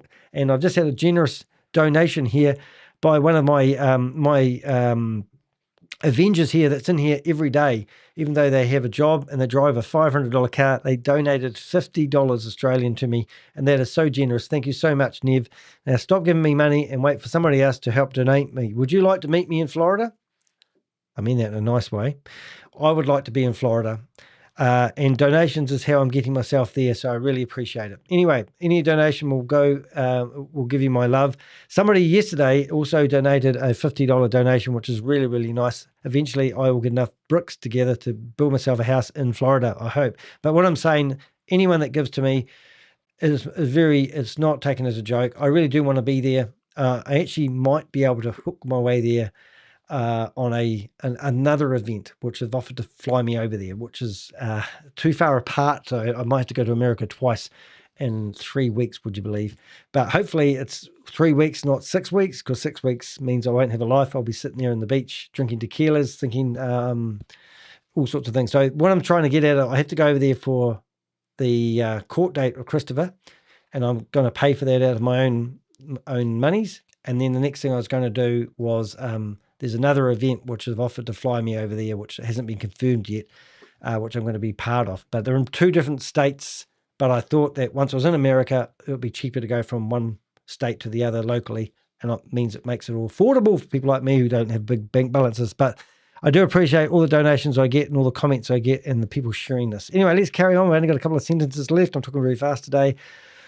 So we will continue to examine as additional evidence emerges, and that's what we do rely on, is you telling us this stuff. As always, if Dante provides new information or documentary evidence that materially changes the facts represented here, I will update this investigation accordingly. The story of Goliath Ventures is far from over, and as I suspect, this will not be the last chapter involving many of the people connected to it. And I don't really think I can offer too much more there, but here's me serving drinks to Christopher, who was looking pretty beefed up there, but AI decided to make his arm look pretty amazing. And he also got matching tattoos with Dante there. But I'm sure that Goliath Ventures is not a good taste in a lot of people's mouths these days. We've put everything into this, and there's a lot of people that don't know how to process the fact that they've lost their 401k, put money in they shouldn't have put into the scam, relied on other people's due diligence. And at the end of the day, like I remember saying at my sister's funeral, they asked me, I had an opportunity to speak at my sister's funeral, and that might seem pretty normal for some people, but I was brought up in a religious cult. And the people at the funeral were in that religion, and they weren't allowed to speak to me. But all of a sudden, if somebody dies, they can sit there and listen to somebody who's disfellowshipped, and they can talk at a funeral. So I still remember standing up in front of all these people that I grew up with who discommunicated me at the age of 23 years of age. And I think when my sister died, she was 36, so I would have been 34 years of age. My sister died at the age of 36, the same age as my father, on the 3rd of September, which was the same day my father took his own life. So my sister waited until she got to exactly the same age as my father, and then took her own life on the same day. Anyway, that aside, very sad, couldn't live up to the expectations that the Jehovah's Witness organization put on them, is my words. Not everyone agrees with that, but that's how I feel about it, and my opinion matters because it was my sister. I remember standing up on the stage, and I remember saying to everybody that this is Linda's day. And if she was standing here in front of all you guys, she would like to thank all the families that did all the wonderful acts of kindness and supported my sister and my mum and me, my brother, while we were going through financial difficulties. I didn't get brought up in a trailer park. We had a 3-bedroom house to live in. I've got no real story. I didn't know what was going on in my life when I was little. I just knew that people I loved were disappearing around me. But I remember saying one thing that I often say to people, and this situation is just sad. You know, whatever you've done in Goliath Ventures, whoever you were associated with, I mean, look at the Dantes of the world, walking around with Rolex watches on, driving around in nice cars, flash woman, even admitting that his girlfriends have been pimped out by himself. Mike living in Dubai, going to Bali, saying he doesn't like the streets of Bali because they smell. I haven't been to Bali, but if it's anything like Thailand, I love Thailand. I love India. I love Bangladesh. I love China. I've been to all those countries. I think I've been to over 40 countries now. I've lost count. But I mean, these guys are living the veneer. They're living a veneer lifestyle. They're trying to find their happiness. They are thinking that by who they associate with it, what they do, look at me, look at my car, look at my watch, look at my shoes, look at my pants, look at my slippers, whatever it is. They think that's their happiness. You know, I'm not the flashiest guy for money in the world. I'm proud of who I am. I'm not going to, I'm sitting here at 3:30 in the afternoon here in New Zealand on, I think it's Monday. Can't remember. I think it's Monday. Is it Monday? It's Monday, Tuesday, Monday. And, I said to my partner the other day, I said, I'm happy. I love my life at the moment. I'm in a good place, I don't have wealth. I have a nice doggy I love to bits. Right now I'm going to finish this video at 3:30. I'm going to edit it. It'll take me 3 minutes. I'll put it back online probably in 12 hours. And then I'll take my dog for a walk. I might even go out for dinner tonight. I don't know. Life's not that complicated. It's your friends, it's your family, it's your relationships, it's the people that you surround yourself. How many people do you think Dante surrounds himself with that he can trust? When he's feeling down, like we all do sometimes, who does he talk to? Who does he confide with? Does he ring up Mikey Yap? Hi, Mikey Yap. It's Dante.